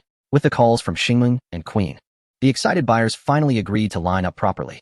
In less than half an hour, the entire display case was emptied of modification cores. Su Chun had carefully matched the types of modification cores he prepared, ensuring there was something for everyone's needs. Even if some weren't entirely satisfied, the attributes were indeed exceptional, and with the price set, these drivers would still spend their money. Some drivers didn't actually need a specific modification core that much. However, seeing everyone else scrambling to purchase, they felt compelled to pay up, as if not buying would mean losing out. Even after the display case was empty, there was still a group of drivers and mech girls waiting eagerly for Su Chun to restock. But Su Chun had no new stock. Faced with the eager eyes of the crowd, he could only helplessly shrug. These modification cores were just made, and there's no stock left. The next batch will take about 3 to 4 days. Although it was unfortunate to say so, he urged everyone to go home for now, as there really was no stock left. Boss, you really don't know how to do business. Why not prepare more of such good items? Exactly. Boss, prepare more stock next time. We'll bring our friends and classmates to buy. Some sharp-eyed individuals had already noticed that the display case in Su Chun's shop was completely empty, confirming that there was indeed no stock left. Those who managed to buy modification cores were naturally delighted, while those who couldn't had no choice but to wait a few more days. Boss, you want to raise the price for the white and green quality modification cores next time, will you? Someone raised their hand to ask. No. Su Chun waved his hand. The price for the white and green quality modification cores will remain the same. After closing the shop, Su Chun's service smile finally became more genuine. He flicked his bank card with his finger. Ding. The pleasant metallic sound signified an income of 1.5 million. Of this 1.5,500,000 would be used to purchase materials for running the modification shop, while the remaining 1 million would be spent on buying modification and upgrade materials for Xingming and Queen. Now Queen can be promoted from B level to A level. It would be perfect if we could buy a mid-level Thunder Star source before the provincial qualifiers. Then, if we can strive for a championship in the provincial qualifiers, wouldn't it solve the issue of Star Dream being promoted from B level to A level with a mid-level Radiant Star source? Indeed, after getting through the beginning, everything else went smoothly. How wonderful. Master, that's impressive. You've sold all the modification cores. Star Dream clapped her hands joyfully, bouncing around Su Chun, asking if Master made a lot of money. Yes, he did. Seeing Star Dream staring at the bank card in his hand, Su Chun waved it in front of her, saying, Look, there's 1.5 million in here. Wow. Star Dream's eyes lit up even more, and her little head swayed side to side with the movement of Su Chun's hand. She looked at Su Chun with admiration and gave a thumbs up, saying, Master, you're amazing. Su Chun smiled slightly. 1.5 million. To him back, when he was on the ground star, was that even money? Back then, let alone earning 1.5 million. Even if he multiplied it 4 or 5 times, he wouldn't have felt much. But at this moment, feeling the admiration in Star Dream's gaze and hearing her praise, he surprisingly felt a bit elated. Suddenly, he felt that this 1.5 million was even more satisfying than earning 15 million. I've decided. Su Chun waved his hand. Tonight, we're going out for a big meal. Yay. Star Dream grabbed Queen's hand and said, Today, Sister Queen doesn't have to cook. Master made big money. Master is treating. On Su Chen's side, everyone was delighted, but not everyone shared the joy. When the smile appeared on Su Chen's face, it meant someone else couldn't smile. Hello? Mr. Zhang. Do you no longer want the modification core you ordered earlier?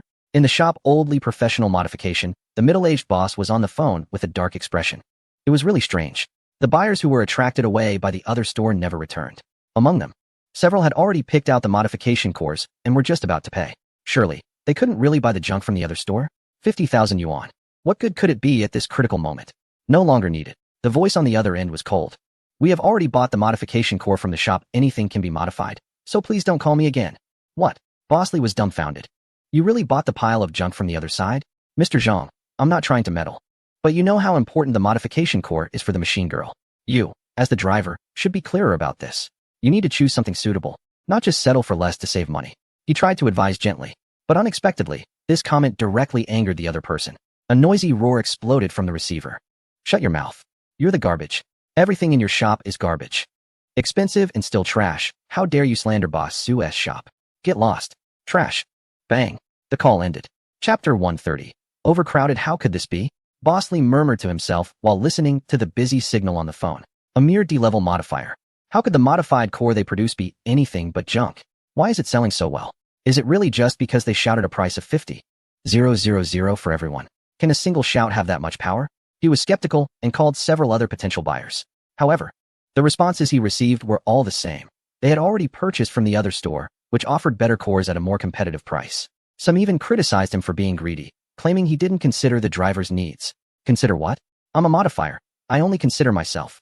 The only thing that provided some comfort to Boss Lee was that the buyers who were interested in the blue quality modification core still continued to buy from him. If he lost those customers as well, wouldn't he crash? No, something feels off. Frowning, Boss Lee paced back and forth in his shop with his hands behind his back.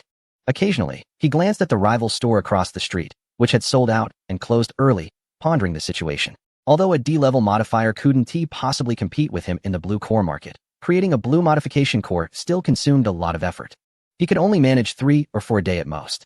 The white and green quality cores were much easier and less labor-intensive. Moreover, the competition for the blue modification core was fierce, with several shop owners nearby not to be underestimated. If the performance of the modification cores wasn't good, buyers would compare their options, and he might not end up making the sale. Thus, he couldn't afford to lose the market for white and green modification cores. This market relied on volume and reputation. Just because the newly graduated drivers were short on cash now, once they started competing and winning prizes, they would pour money into modification shops. Leaving a good impression on these budding drivers early on would secure their loyalty for future business. I need to check out that Kid S shop when it opens. Bosley narrowed his eyes. He wanted to see for himself what kind of performance the white and green quality modification cores had that could attract his customers away. The other two shop owners shared similar thoughts. Ever since Su Chin set up the loudspeaker and display case, it was evident that their businesses had been affected. Buyers who left their stores never returned, as if they had vanished without a trace. Was the rival store really that appealing? He couldn't believe it. When Chen Meng returned to her dormitory, the first thing she did was show her roommates the newly purchased green Arrow No. 1 modification core. Look, fresh out of the oven, a little gem of green quality. Speed 5, stability 2, endurance 1, isn't it amazing? Her roommates had also been struggling with the issue of modification cores. As students, they wanted to equip their machines with good cores for assessments and training competitions. Unfortunately, the prices of modification cores were rising, and their funds could only afford some ineffective junk. At this moment, when Chen Meng found a treasure, everyone immediately rushed over. Wow, is it really that amazing? Let us take a look. Let's test it with the detector. It's truly exceptional. Hee. Chen Meng was beaming under the envious gazes of her roommates. Meng, that core must have cost a fortune, right? Are you hiding money from us and becoming a little rich girl? One roommate joked. No way. Chen Meng rolled her eyes. You all know if I have money or not, right? I bought this modified core for 50,000. 50,000. The others looked at each other in shock. This high-end green modified core only sells for 50,000? Yes. Chen Meng understood her roommate's astonishment, as she was also shocked when she first learned the price. There's a new shop nearby called Everything Can Be Modified. Don't be fooled by its luxurious decor. The modified cores are really cheap, much cheaper than several other shops nearby. Now I understand. Just because a shop looks fancy doesn't mean its products are expensive. It might just be their taste. They ensure product quality and operate on thin margins for high sales, unlike those other bosses who rip us off. Chen Meng noticed that one roommate had already started getting dressed. So late, and you're going out? I'm going to see if that shop is still open. That roommate said seriously, what kind of boss sells things like that? If he gains a reputation, his modified cores might not be available for long. We should hurry and buy while he is still not popular. You're right. Another roommate jumped out of bed. What if he raises the prices in the future? Let us go check it out now. In less than 2 minutes, Chen Meng's roommates returned empty-handed. Only Chen Meng remained in the dormitory, staring blankly at the clock on the wall showing 11:30 at night. However, they were ultimately a step too late. What awaited them was the closed door of Everything Can Be Modified. 3 days passed in the blink of an eye. During these 3 days, Su Chun did 2 things, modifying cores and finding a construction team to renovate the entire shop into a battle-worn style. Battle-worn doesn't mean broken. It conveys a sense of vintage decay, giving a feeling of profound mystery. Is that a chandelier swaying above? No, that's too shallow. It's the passage of time. In any case, Su-chin was quite satisfied. Master Queen looked at the flickering bulb above, which seemed to have a poor connection, and pondered, fortunately, this shop has been fully transferred to you. If it were just rented, I can't imagine what Miss Noah would think seeing this scene. You don't understand. Su-chun reclined in a comfortable chair, enjoying the massage from Xing Ming, and squinted. This is a humble place. Only my virtue makes it fragrant. I'm just a D-level modifier now, and the shop should match my status so that customers will come in to buy things. As I gradually advance to C-level, the shop can naturally upgrade too. Su-chin also wanted to quickly level up as a modifier. Selling white and green modified cores was already quite profitable. It's hard to imagine how much could be earned from selling blue, purple, or even gold modified cores. As Queen was taken away by him, the agreement between Queen and the Night Voice was naturally dissolved, and his bet with Chin Xin would come to an end. The Night Voice would no longer provide him with a fast track for assessments every month. Even if the Night Voice was still willing to offer it, he wouldn't accept it. He had a negative impression of the Night Voice and found it distasteful to use their resources. Moreover, the fact that the Night Voice could use backdoor channels indicated that the assessment timeline was flexible. Once he gained some recognition, why couldn't he also take advantage of such channels? Relying on others ultimately lacked the confidence of relying on oneself. Boss Su, open up. The 3-day deadline has passed. You aren't going bankrupt and running away, are you? Boss Su, I want the core. Without the core, I'm going to die. Twisted, dark, crawling screams. Outside the modification shop, there was a cacophony of voices. Su-chun felt a wave of darkness wash over him. Xingming covered her mouth, stifling a laugh. Master, Chen Ming's roommates are here again. They come so early every day. Su-chin thought to himself, isn't that the case? They queue up at 5 in the morning and won't leave until 8. They insist he comes out to announce that the shop is closed for the day. Otherwise, they would just keep squatting outside. If he hadn't guaranteed they would open in 3 days, those girls would probably have camped outside his shop with their machines. He had already crafted over 50 modification cores this time, which should be enough to sell, right? Su-chin took a breath. This was the limit. Under the condition of ensuring a perfect quality of life, it truly was the limit. Although he had a 100 success rate in crafting modification cores, crafting 3 or 4 green quality cores in a row was a bit exhausting. He needed to cuddle with Xingming to recover.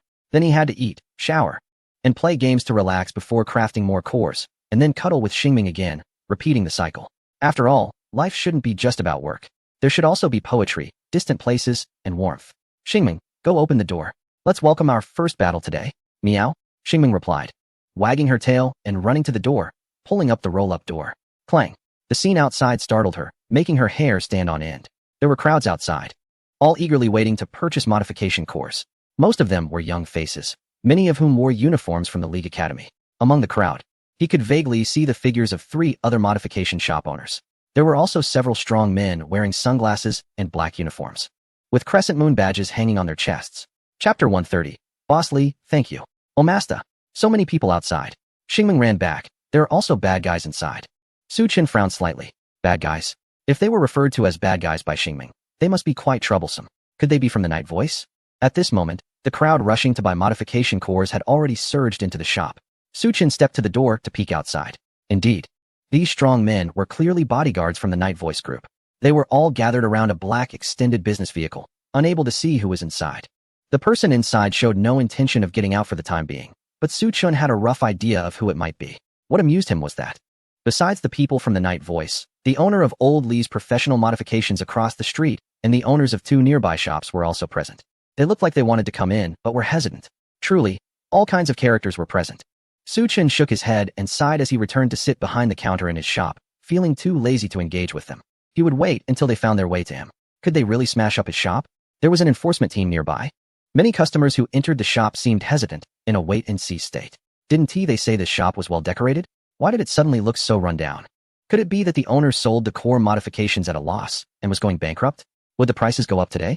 Boss Su, is this green quality modification core really selling for 50,000? Chen Ming's roommate had already picked one out, mainly to enhance cornering attributes. Looking at the dazzling attributes and the 50,000 price tag, she felt a bit dreamy for a moment. Su-chun had labeled the attributes corresponding to each modification core. Under the current conditions, that was all he could do. Some high-end modification shops had display cases with built-in attribute detection. Whatever attributes the modification core had would show up on the electronic screen when placed in the display case. However, everyone in the know understood that such electronic devices could be fine-tuned. Generally, modifiers wouldn't severely fake things in this regard, as that would ruin their own reputation. They couldn't let one serious act of fraud lead to their shop being shut down, could they? Therefore, drivers and modification enthusiasts wouldn't bring detection devices when purchasing modification cores. Firstly, it was unnecessary. Secondly, detection devices weren't cheap, costing 2,000 to 3,000 for a single-use device. Yes, 50,000, no price increase. Su Chen nodded. All right, I'll take this one. Trusting Chen Ming, the girl readily swiped her card to pay. The other two roommates quickly bought the modification cores they had their eyes on, seizing the moment while most people were still hesitant. If they waited, they wouldn't be able to compete with others. Boss Su, are the attributes of this modification core really as good as advertised? You're not planning to sell a batch and run away with the money, are you? A sarcastic voice broke the purchasing frenzy in the modification shop. Indeed, Su Chen's shop gave the impression of being on the verge of bankruptcy, a stark contrast to how it was just 3 days ago. Only Chen Ming's roommates, who came every day, and a small number of customers knew that Su Chen had intentionally decorated the shop in this style. Most of the buyers came from referrals from the first batch of customers 3 days ago. Many were not even from the city, but had traveled from other cities specifically to buy the cores. Su Chen followed the voice and saw it was Old Li from across the street. Hey, isn't that Old Li? Su Chen pointed to Old Li's right hand and smiled. Don't you have a detection device? Why don't you test my modification core and see if I'm deceiving you? You really want me to test it? Not only was Old Li a bit taken aback, but the two shop owners next to him were also confused. This person really doesn't play by the rules. Among tuners, there's an unwritten rule that taking a testing device to a competitor's shop to measure the specific attributes of modified parts is disrespectful and a big taboo. Tuners tend to slightly exaggerate the performance of their modifications, and a little discrepancy is generally accepted. So bringing a testing device to a competitor's shop is akin to exposing their secrets. They initially thought that Su Chen would likely refuse the testing, and they could use that against him. But unexpectedly, Su Chen didn't care at all and allowed the testing to proceed. You think I'm afraid to test?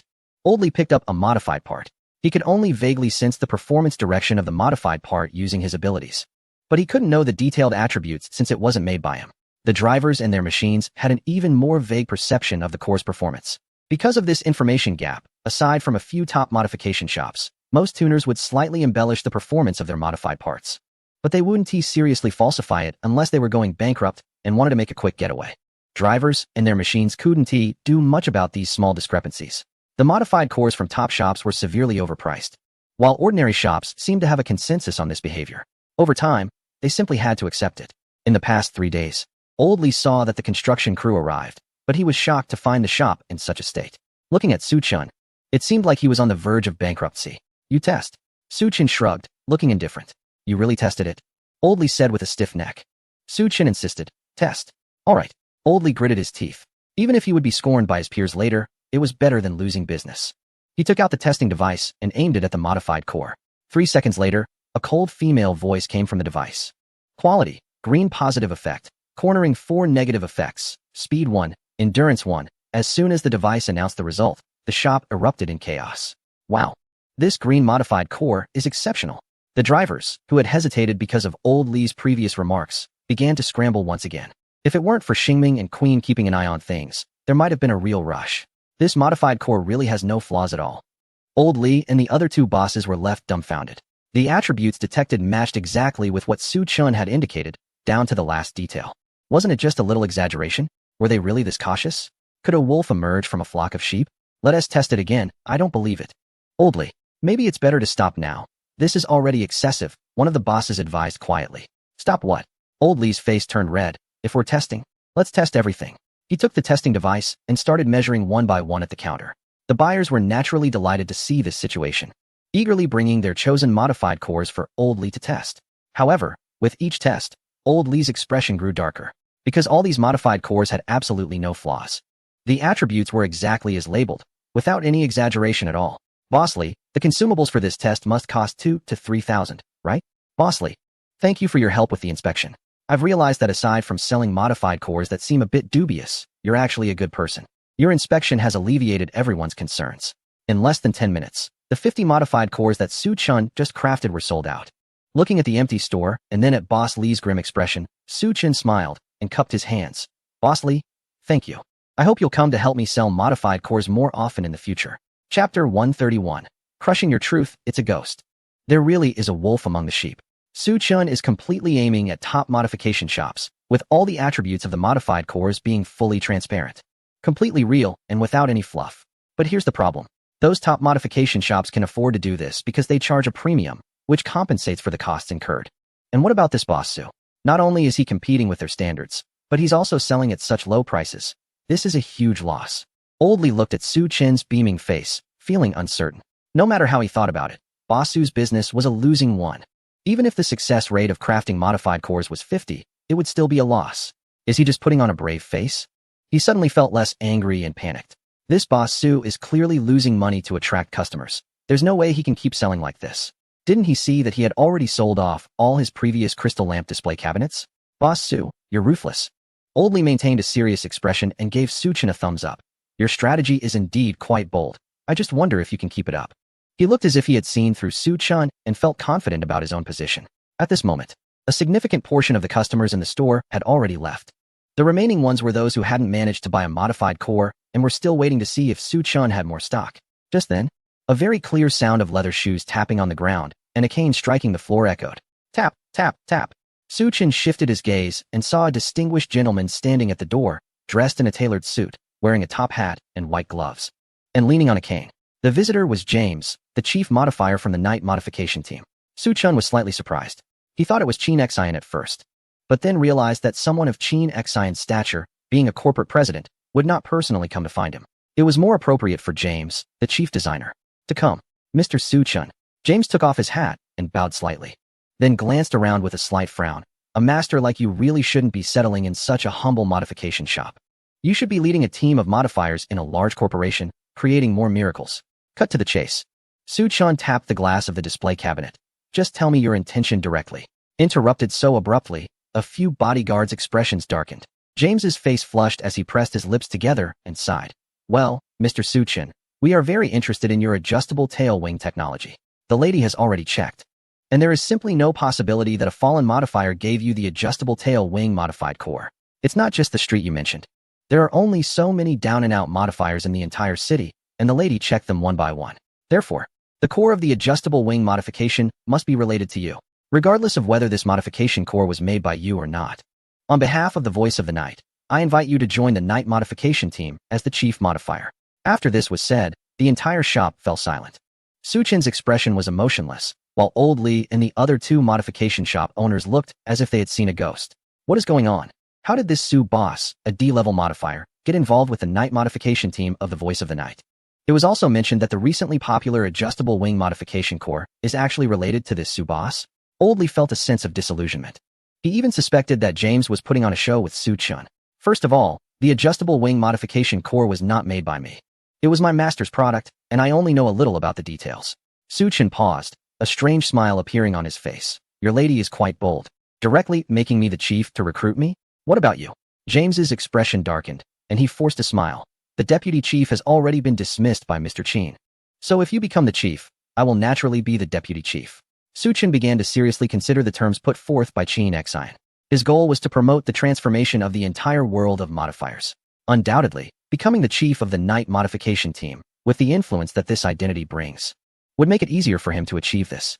However, the nature of Qin Xian and the Voice of the Night group might not endorse his modification plans. He stated bluntly, Mr. James, I have only one question. If I become the chief of the night team, can I control the entire group's modification plan for the machine girls and abandon the original modification style of the Voice of the Night group? James fell silent for a few seconds upon hearing this and shook his head. Sorry. The overall modification plan is not only decided by the night team, but is also the general direction of the Voice of the Night group. Even if you become the chief, you must adhere to the group's overall direction and cannot arbitrarily adopt your own style. Moreover, the group's modification direction is the current mainstream, recognized as the correct modification direction by all major groups. But how do you explain that the mainstream modification plan prevents Queen, this excellent machine girl, from starting up? Su Chen's gaze pressed coldly on James, like sharp thorns. In the corner of the modification shop, Queen's expression was slightly dazed, standing there at a loss. Xingming noticed this and gently squeezed Queen's hand in a comforting manner. James felt bitter in his mouth, his brows furrowing deeper as he sighed. Mr. Su Chen, I understand that you have a deep friendship with Queen, and I can understand your anger. But I was not there at that time. Otherwise, I definitely would not have allowed that fool to use a large amount of memory training medication on Queen, which is an overly radical plan. However, The overall modification direction of the group is indeed correct. The tragedy has already occurred and cannot be reversed, and we will continue to reflect and improve our plans. Stepping back 1,000 steps, don't you have a solution for Queen's current situation? Why are you so eager to confront the truth? Truth? Su-chin scoffed. After my modifications, Queen can be activated. James suddenly looked up, staring at Su-chin in shock. What did you just say? Queen can be activated, Su-chin repeated. No, that's impossible. Her condition is irreparable. Whether you believe it or not is your problem. Su-chin looked at James with indifference. There is no absolute truth in this world.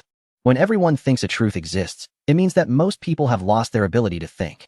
But as a master modifier, you should not worship truth. You should spend your life questioning it. Just like centuries ago, no one would believe that beings like machine girls would appear. Yet, the truths of those people eventually shattered. What about your truths? When will you admit they are wrong? When will you awaken? James remained silent for a long time, staring into Su-chin's eyes as if trying to see through the illusions within. But the determination and confidence in Su-chin's eyes burned like fire, and facing him only brought a painful sensation to his soul. He swallowed hard, his voice carrying a hint of plea. Can I see Queen in an activated state? Queen doesn't like you. Su-chin shook his head. I don't want anyone from the night team getting close to her again. However, he changed his tone, raising his chin as if a king looking down on his subjects. You will see. In the upcoming provincial qualifiers, I will take her and crush all the truths you take pride in. Chapter 132. Becoming steel plate. So, did Su-chin agree to the conditions I proposed? No. What did he say? He said Queen has been restored and can be activated. A moment of silence fell in the extended business vehicle, soon broken by a low female voice. Impossible. Qin Xian furrowed her brows tightly. Beneath her sharp eyebrows, her cold eyes flickered with shock and disbelief. Unite team should know more about Queen's situation than I do. That kind of condition cannot be restored to activation. You don't believe his words, do you? He is probably just trying to rile us up. Young people are like that. James opened his mouth, wanting to agree with Qin Xian's words. But the image of those piercing eyes unconsciously surfaced in his mind. Could mere provocation inspire such a powerful gaze? The determination and confidence in Su-chin's eyes stemmed from a solid foundation. And where did that foundation come from? Undoubtedly, it came from Queen. A sigh escaped his lips. Qin, I haven't seen if Queen can be activated, but Su-chin said he would bring Queen to the upcoming provincial qualifiers. At that time, we'll know if he is bluffing. Has he issued a challenge? Qin Xian raised an eyebrow. Sort of. James nodded. He said he would use Queen's victory to overshadow the group's modification plan. Qin Xian smirked, as if recalling something amusing, and suggested they wait and see. She turned to look out the window at the dilapidated modification shop and reminded him, since he was unwilling to hand over the technology for the adjustable tail wing modification.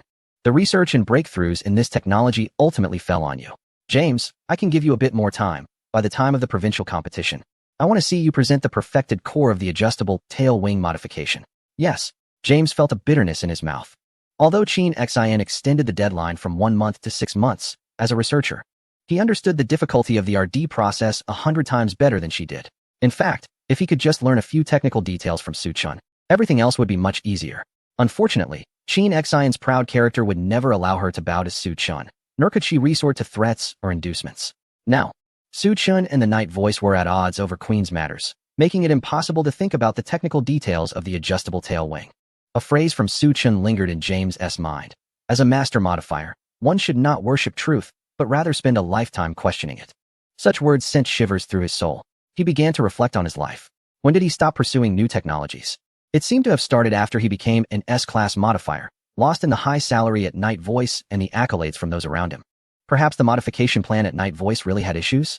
But those were plans tested by generations of modifiers. The all-around performance of the machine girls indeed made it easier to win world championships.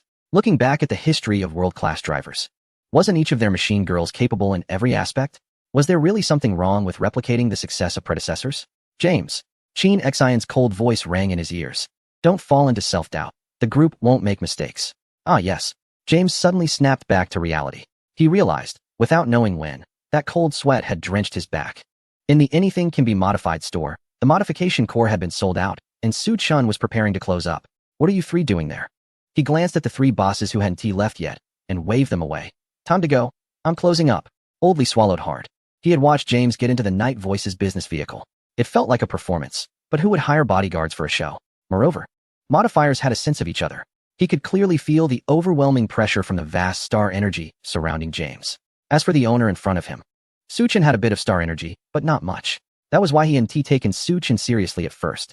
Yet, This unassuming Sue owner seemed to be a giant crocodile. Sue owner, do you know that S-class modifier from Night Voice? Suchin looked at the pale old Lee and nodded. I suppose I know him. He's just an incompetent old man. At his age, he is already a master. Yet his thinking is so rigid. This life of his is just going to be like that. Lowly. Wow, what a big tone. But looking at James's attitude towards Suchun just now, it really wasn't the attitude one would have towards a junior. It felt more like treating an equal. And there was even a hint of respect. Who exactly is this boss Sue? How could a mere D-class modifier command such respect from an S-class modification master? Lowly was baffled. But he wasn't a fool. He knew Suchun was not someone to be trifled with. Whether that old man was from the Night Voice modification team could be easily found out with a quick search on his phone. The club's encyclopedia would have recorded this information, along with corresponding photos and character profiles for reference. Boss Sue, I've learned quite a bit visiting your shop today. Lowly forced a smile and cupped his hands to Suchun. I want to stay longer. You should rest early. Haha, rest early. After saying this, he hurriedly exited the modification shop, almost as if being chased by a dog. The other two bosses were similar. After exchanging a few pleasantries, they also left in a hurry. Suchun watched the three bosses flee and shook his head. Although he didn't like James, it seemed that James's visit to his shop had helped him resolve quite a few troubles. Master, those three bosses have turned into good people. Xingming pointed at Laoli, who was running the fastest, blinking her big eyes. They haven't turned into good people. Suchun patted Xingming's head, smiling as he said. They just got scared after hitting a brick wall. Wow. Master, we are the brick wall. Xingming raised her arms to show off her thin biceps, proudly declaring. We need to evolve into steel plates in the future. Uffed. Suchun couldn't help but chuckle at Xingming's adorable demeanor. Why bother debating whether they were a brick wall or a steel plate?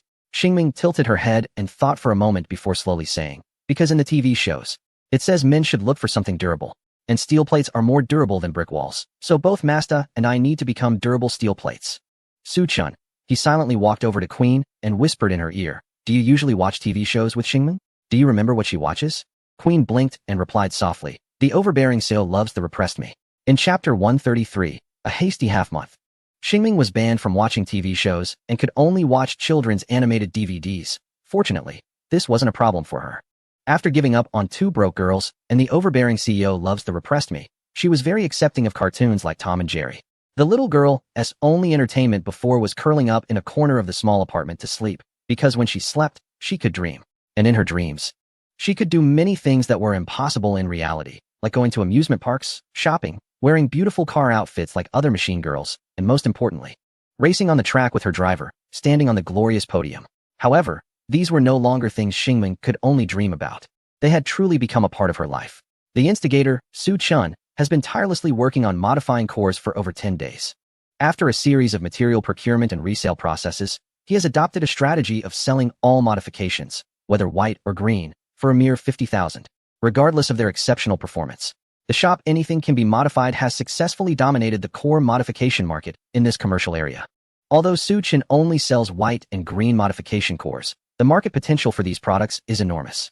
The owners of the three surrounding shops cannot consistently produce purple modification cores and often struggle to guarantee a high success rate for blue ones. Once Suchun monopolized the market for white and green modification cores, these shop owners could only sell blue cores. This means they must expend more effort and bear greater risks.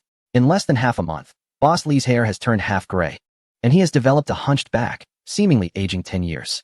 He gazes at the Anything Can Be Modified shop across from him, which has long since sold out and closed, his eyes filled with deep fear. Yet, he continues to hold on, waiting for others to collapse first. We can't hold on any longer, the owners of the other two modification shops told Boss Lee around noon, each wearing a grim expression. Ever since Suchun's shop opened, they haven't had a peaceful night's sleep. They can only watch as their revenues plummet, feeling utterly helpless. They considered vandalizing Suchun's shop, but the enforcement team is not to be trifled with.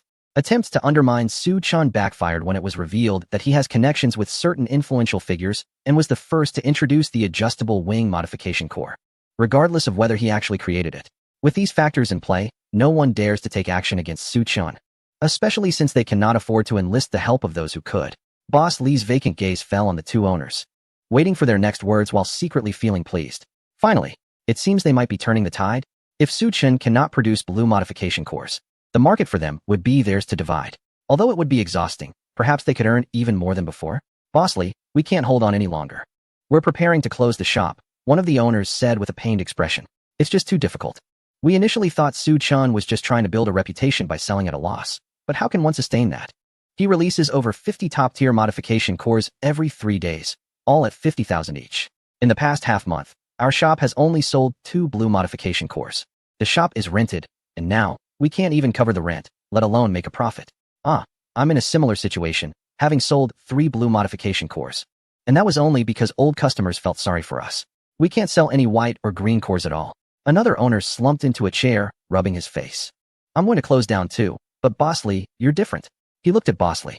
Your shop is your own, so there's no rent issue, it's just utilities.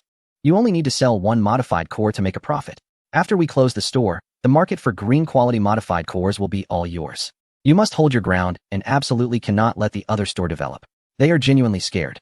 Even if they move, they can't go too far. They can't leave the city, right? Then all the connections they have accumulated will be wasted. They can only relocate to areas without the other party, like near the business circles of other leagues in the same city. However, once the other party develops, as long as they are still in the city, their business will definitely be affected. Therefore, they can only hope that Oldley can suppress the other party, even if Oldley has no conscience. Seeing the 2 store owners give up their market and choose to exit the competition, he can't help but feel a sense of sorrow. He even feels a bit of responsibility on his shoulders. At this moment, they are no longer competitors but comrades facing the same enemy. Take care. Oldley clenched his fists and said coldly, don't worry. Oldley, will definitely inherit your will, seize all the blue quality modified core market, and completely suppress that monster. With Oldley's assurance, the 2 store owners felt at ease, closing their doors and transferring their busy shops. They will head to another business circle with hope to start a new market battle. Meanwhile, the monster in their eyes, the other party, had just come out of the auction house. It felt like going back to square one. Those intermediate star crystals are incredibly expensive. The other party examined the 2 boxes in hand, each the size of a baby's fist, containing 2 intermediate star crystals. One is the Thunderstar Emblem Intermediate Star Crystal suitable for Queen, priced at $6.78 million. And the other is the Radiant Star Emblem Intermediate Star Crystal used by Star Dream, priced at $1.02 million. The purchase of these 2 intermediate star crystals nearly wiped out half a month's earnings. Now, only about 100,000 remained as a reserve, which needed to be saved for buying materials to create modified cores. Initially, the plan was to buy 1. But what if there's no championship in the provincial preliminary competition the day after tomorrow? So, it was decided to buy the 1 needed by Star Dream as well. After all, this item wouldn't go to waste. 3 of these intermediate star crystals are needed to upgrade from A to S level. Master, I'm sorry. After coming out of the auction, Star Dream seemed a bit down. Sorry for what? The other party curiously patted Star Dream's head, noticing her drooping ears, wondering what she was thinking about. Master, I seem to have spent too much money all at once. $1.02 million gone just like that. Star Dream pouted, her eyes slightly red. That money was earned through your hard work, Master. Every time you refine a modified core, you take a long time to recover and even get white hair. Refining modified cores is indeed exhausting, which the other party acknowledged. However, he hadn't noticed any white hair at all. Star Dream must have seen it wrong. Even though I'm still young people can also get white hair. The other party pinched Star Dream's soft face, comforting her. As for the money, we are a team, a whole.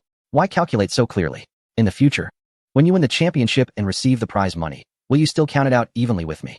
Star Dream shook her head repeatedly. How could that be, Meow? Everything about Xingming is related to Moss. I don't want to be so detached from Moss. I just feel sorry for Moss being so exhausted. If Xingming doesn't achieve good results in the competition, the results are just a consequence. Su Chen looked into Xingming's eyes, speaking not only to her, but also to Queen. What's important is what we gain from the competition. Besides glory, we should also harvest more significant things, like understanding, racing experience, and greater trust in each other. The most important thing is to enjoy the competition. Xingming sniffled. Su Chen had said these words to her more than once, yet she often felt indebted. In the past, when Wang Tingting was stingy, she thought Wang treated her indifferently, which left her with some grievances.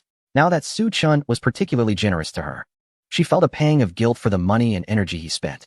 If possible, she hoped Su Chen could have a lighter load, rather than waking up every morning to frantically work on the modification core.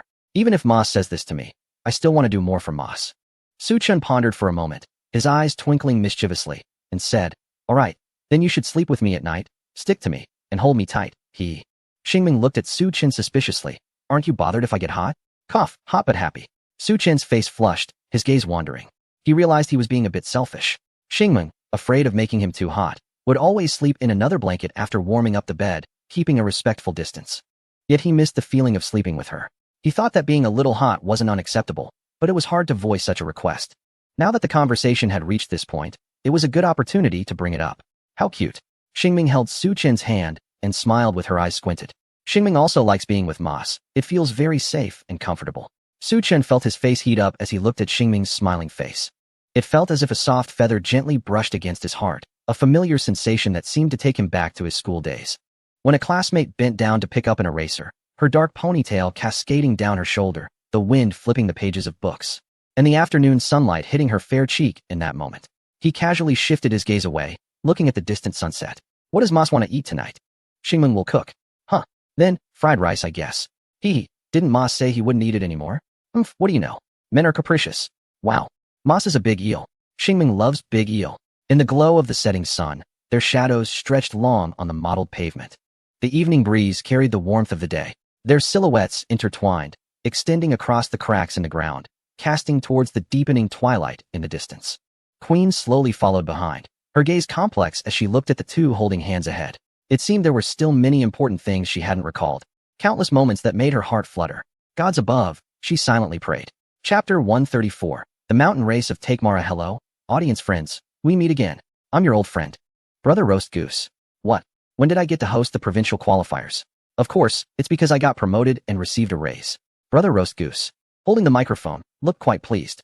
To be honest, I have to thank Su Chun and Xingming for this promotion. The material they provided was just too explosive. Topics like wall overtaking and adjustable spoilers have become the hottest discussions lately.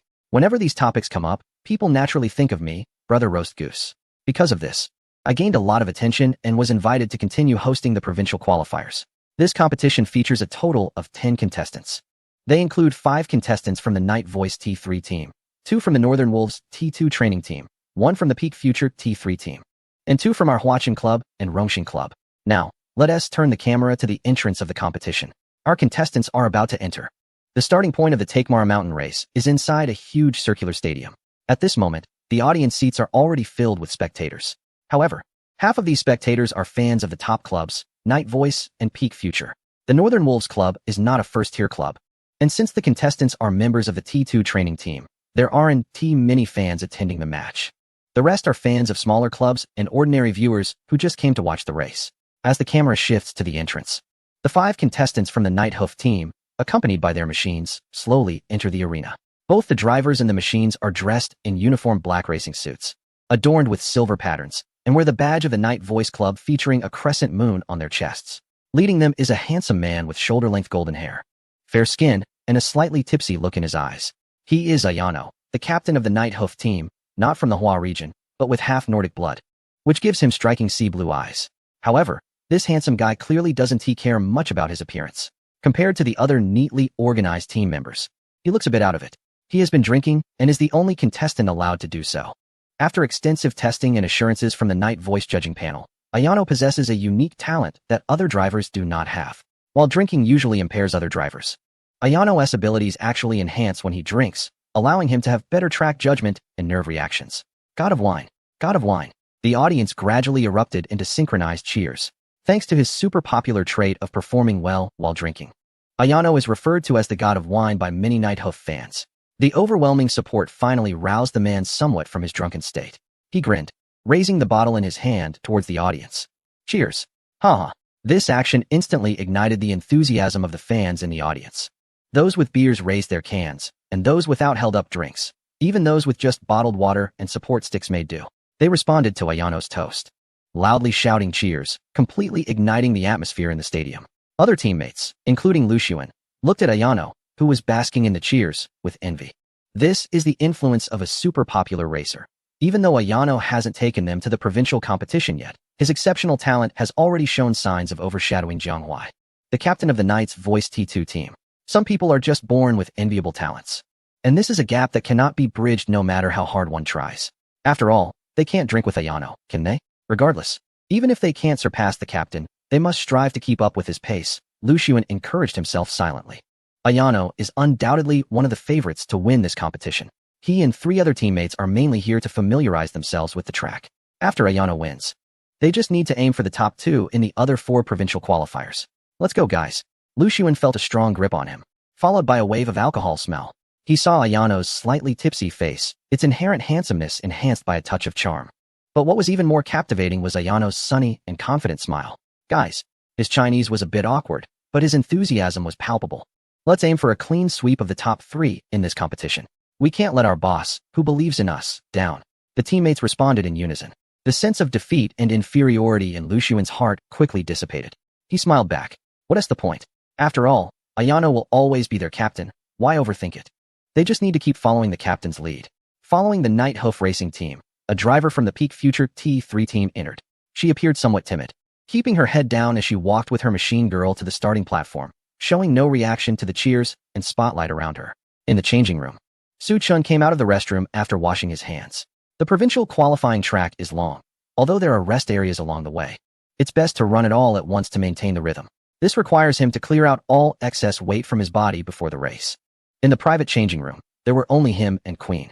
As soon as he came out, he saw Queen curled up in the shadow of the corner, hugging her knees and staring blankly at the ground, lost in thought. She had seemed fine when they first arrived. Could it be because he refused to let her sleep in the same bed the past 2 nights?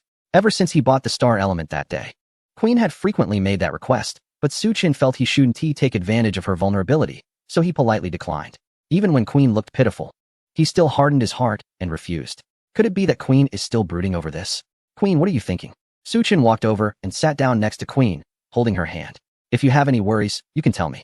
Queen looked up and met Su Chin's focused and gentle gaze, the emptiness in her eyes fading away and gradually becoming clear. She shook her head slightly. There's nothing on my mind, master. I'm just a bit nervous. The old Queen would never have said such a thing. She would have looked down at every opponent with a cold, scrutinizing gaze. Seeing the shrinking and timid Queen, Su Chun felt a pang of sympathy and said softly, "This should be your first competition, right? It's normal to be nervous." When Xingming participated in her first competition, she was shaking all over. Really? Queen recalled the image of Xingming meowing and trembling, and an unintentional smile appeared on her lips. So, everyone feels this way. It seems like I'm not so nervous after all. Next, please welcome the players from the Northern Wolf T2 Youth Training Team. The voice of Xiao Yigu came through the broadcast. Queen looked at Su Chun, knowing it was time to go on stage. Despite feeling very nervous and a bit fearful of the unknown, she saw encouragement and determination in Su Chen's eyes. Master. She stood up, adjusted her breathing, and her long black hair cascaded down her shoulders. The turbulent emotions in her eyes gradually calmed. This time, I will do my best in the competition. Chapter 135, Solo Meow? Master and Queen are coming out. In the exclusive audience area for the Northern Wolf T2 team, Xingming was waving her 2 cheering sticks so vigorously that they almost turned into windmills. Li Yini had no doubt that if the cheering sticks had a propeller-like structure, Xingming might just fly away at that moment.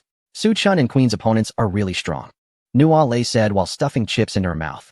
Not to mention Ayano from Night Hoof, there's also the new player Lin Weiwei from Pinnacle Future T3.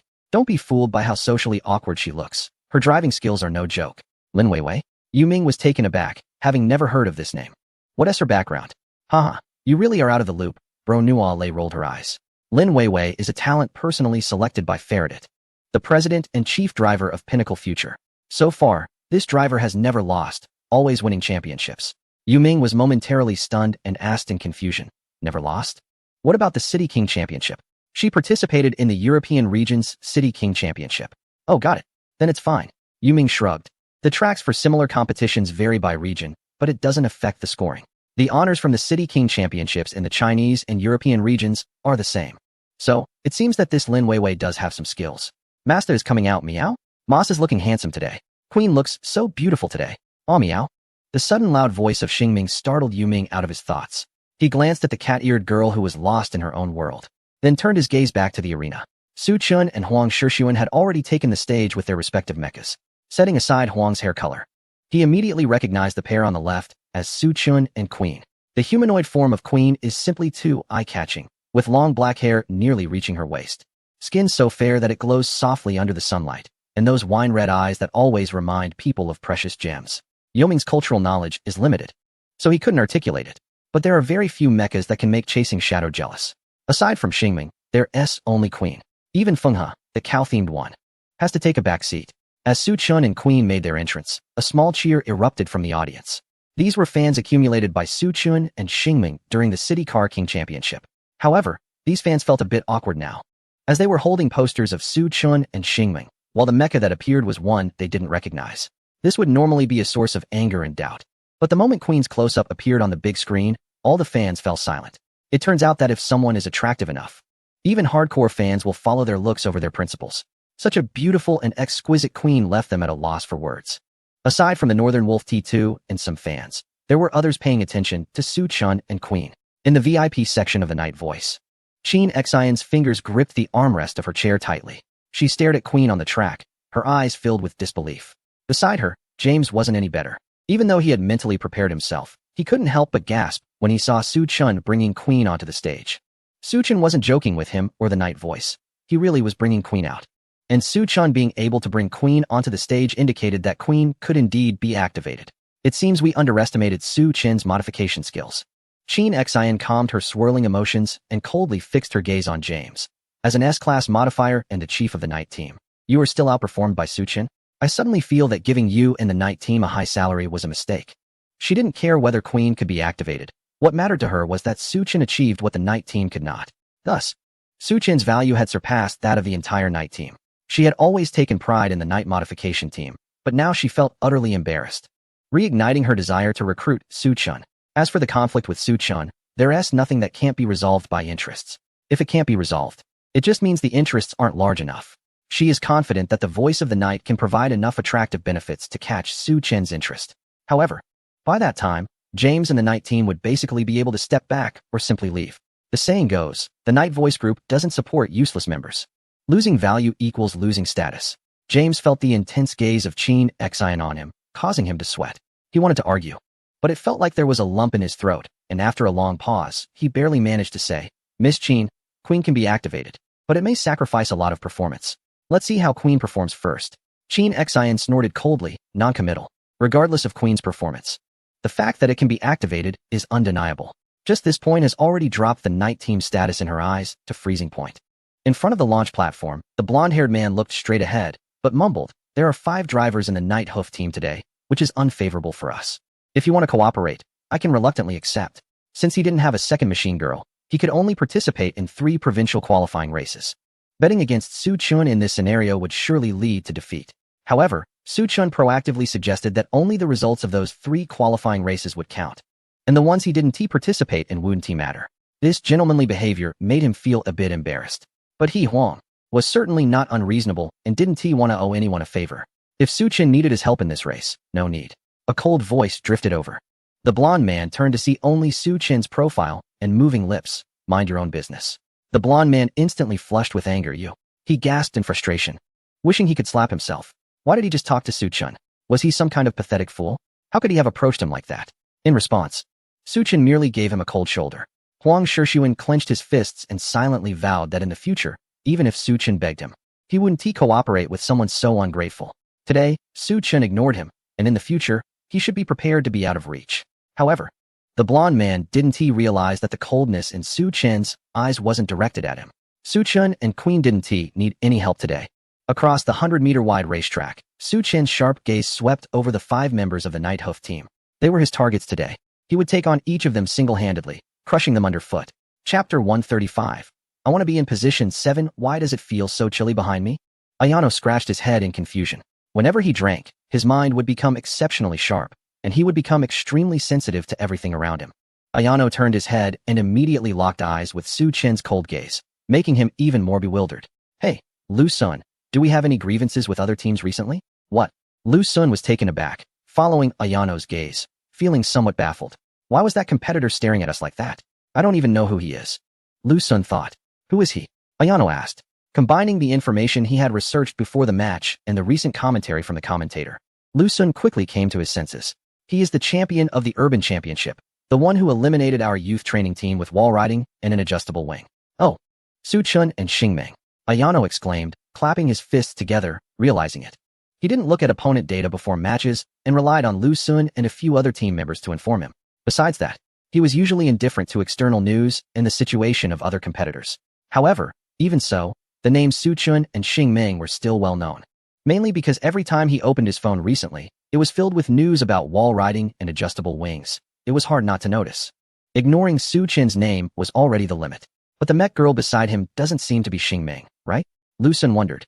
If I remember correctly, the mech girl named Xingming is a cat girl type, with a cute cat ear appearance. I know a bit about that mech girl. Ayano focused on Queen for a moment. his expression becoming more serious. She was originally Qin's mech girl, named Queen. Later, due to a failed modification, she couldn't start up and the contract with the group was automatically terminated. But for some reason, she has become Su Qin's mech girl again, and it seems she can start up once more. As the captain of Night Hoof, Ayano had access to some information that the group intentionally concealed. However, he only had a rough idea of the situation and was not clear on the details. Now that Queen had become Su Qin's mech girl, could it be because of her that Su Qin looked at them with that kind of gaze? Is that really the case? Lu Sun and the other three teammates exchanged glances. Does that mean Su Qin's mech girl is very strong? After all, she was once favored and trained by Qin. It's hard to say. Ayano shook his head. I remember Queen was an SS-class mech girl. Did you see any SS-class mech girls on the participant list yesterday? Lu Sun recalled and shook his head repeatedly. No, there wasn't. If there had been an SS-class mech girl on the list, he would have definitely noticed. After all, it's a terrifying thing for an SS-class mech girl to appear in a provincial qualifier. He would even lose the desire to compete. The gap would be too vast. With no comparability. Then I guess I might be right. Ayano continued to speculate. Queen's modification plan failed, so her performance must be completely wasted. Our group has had similar mech girls before. They are very unfortunate cases. Even if Su Chan found a way to make Queen start up normally, her performance would still be far from what it used to be. Also, he glanced at Lu Sun and the other three teammates, reassuring them. There's no need to worry too much. No matter who our opponents are, we just need to focus on our own match. Regardless of winning or losing, it will be a gain for us and our mech girls. The captain is right. Lu Sun responded and turned to greet the other team members. Ignoring the background of their machine partner, all they needed to do was run well. During their conversation, 10 contestants gradually stepped onto the starting platform, and the cheers from the audience reached a peak. Experienced spectators knew that the starting order in the provincial qualifiers had a very special mechanism. In the center of the starting platform, a cylindrical podium slowly rose, and Brother Xiao Yi stood on it, his voice echoing throughout the venue. Since only contestants with club backgrounds could participate in the provincial qualifiers, it inevitably led to multiple contestants belonging to the same team. To ensure fairness in the competition, the contestants from the team with the most members would draw lots first, while the others would follow, with the drawing order based on team size. Those who drew later had the chance to change their starting order. To help the audience understand, the director had already projected a prepared PPT on the big screen. The 5 contestants from the Night Hoof team drew lots first, determining their starting order. Su Chun and Huang Shixuan drew lots afterward, having the opportunity to change their starting order. Once they made their selection, it would be final. However, their choice was subordinate to the other 3 contestants, who would determine their order first. Although this arrangement seemed somewhat useless, as contestants from larger teams could still play tricks, it at least appeared to reduce the likelihood of individual contestants being intentionally targeted right from the start. The 5 contestants from the Night Hoof team quickly completed their lot drawing, followed by contestants from Peak Future and 2 other smaller clubs. The female contestant from Peak Future drew number 1, securing her position as the lead without any concern. She didn't even bother to use her chance to redraw, seemingly indifferent or perhaps just foolish. The 2 drivers from the smaller clubs all chose to swap their orders with the Night Hoof team, occupying the best starting positions of 9 and 10. They recognized they weren't competitors against the Night Hoof team, so they decided to start later to avoid encountering them. As a result, the starting order that had emerged was Lin Weiwei from Peak Future starting at number 1, Ayano, who originally drew number 10, being replaced by number 2. Lu Sun and another teammate drew numbers 3 and 4 respectively. The remaining 2 teammates drew numbers 8 and 9, with the latter being replaced by number 6. Numbers 3, 4, and 8 were still unconfirmed. Finally, it was time for Huang Shixuan, who drew number 5, and Su Chun, who drew number 7, to make their final choices. Huang Shixuan looked at the remaining starting order with a grim expression. The starting rules for the provincial qualifiers were 1 group every minute, with 2 contestants per group. So, to avoid the Night Hoof team, the ideal order would be 1, 2, or 9 and 10.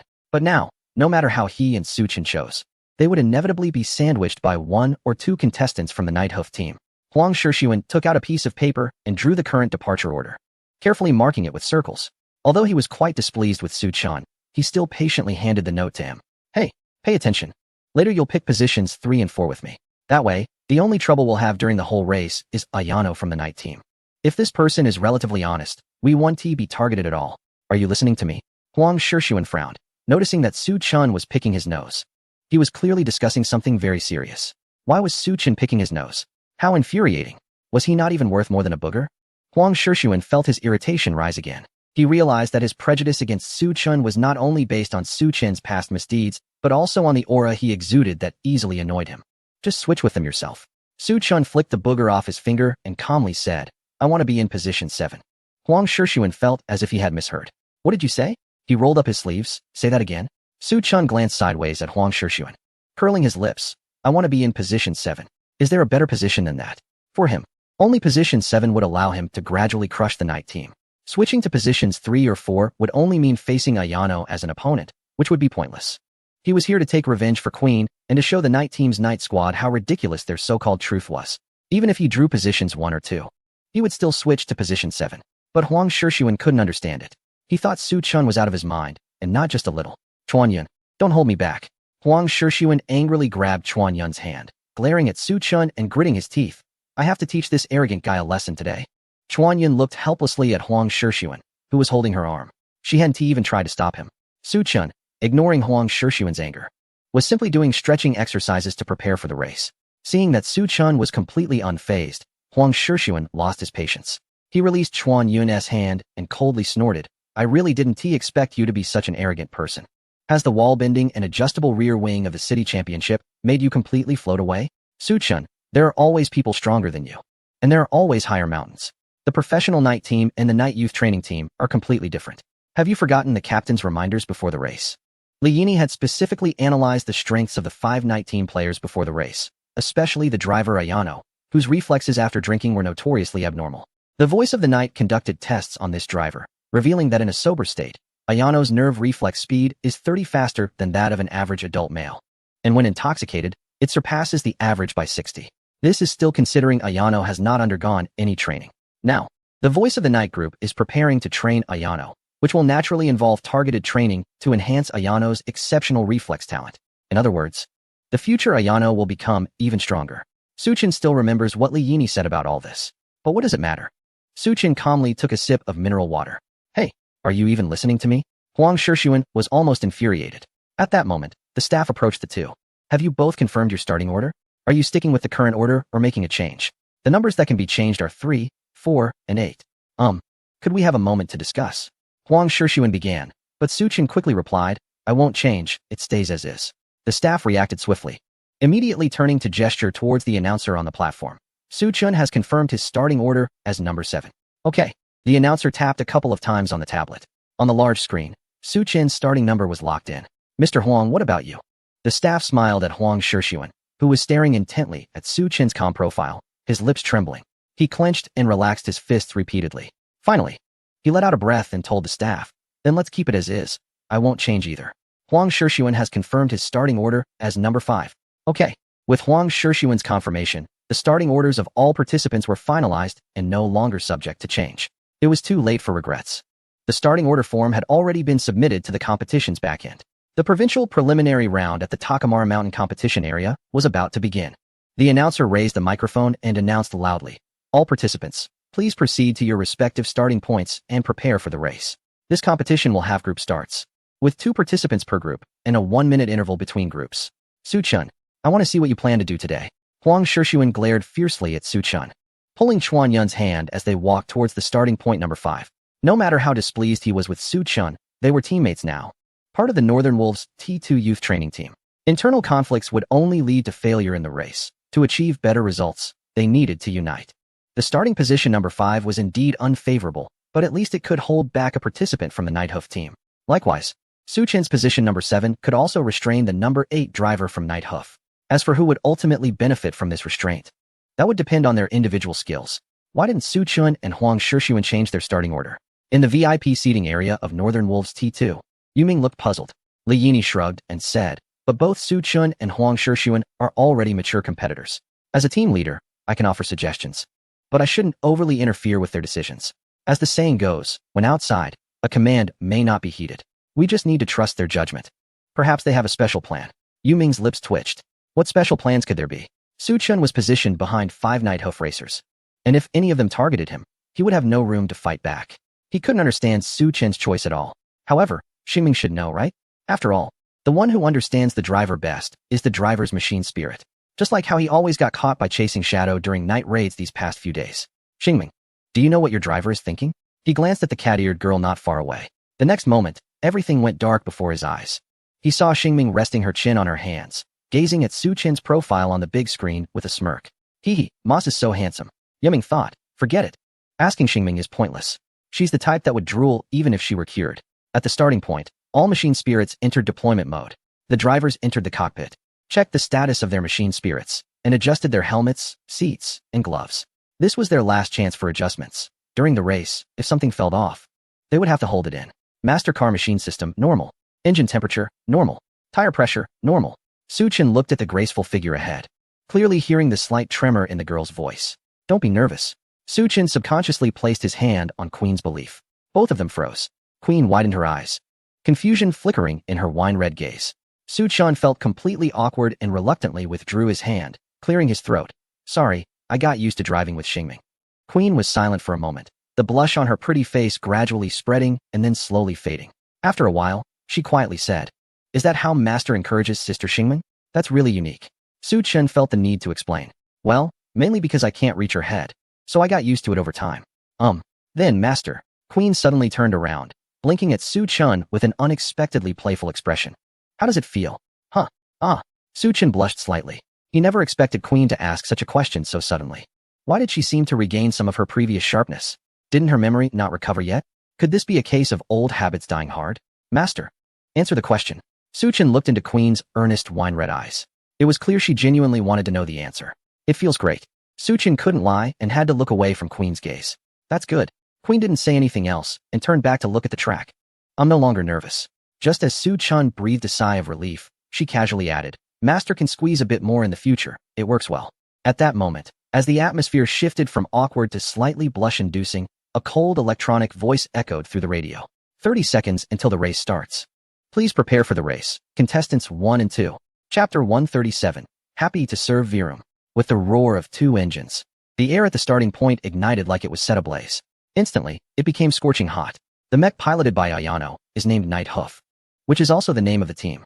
It is worth mentioning that Night Hoof is not a mech from the organization, but one that Ayano brought into it herself. Since there is no agreement between Night Hoof and the organization, Ayano is fully responsible for its modifications and training. The team can propose plans, but Ayano has the right to refuse. However, situations like Ayano's are rare. Most mechs of other team members, like Li Xuan, are supplied by the organization.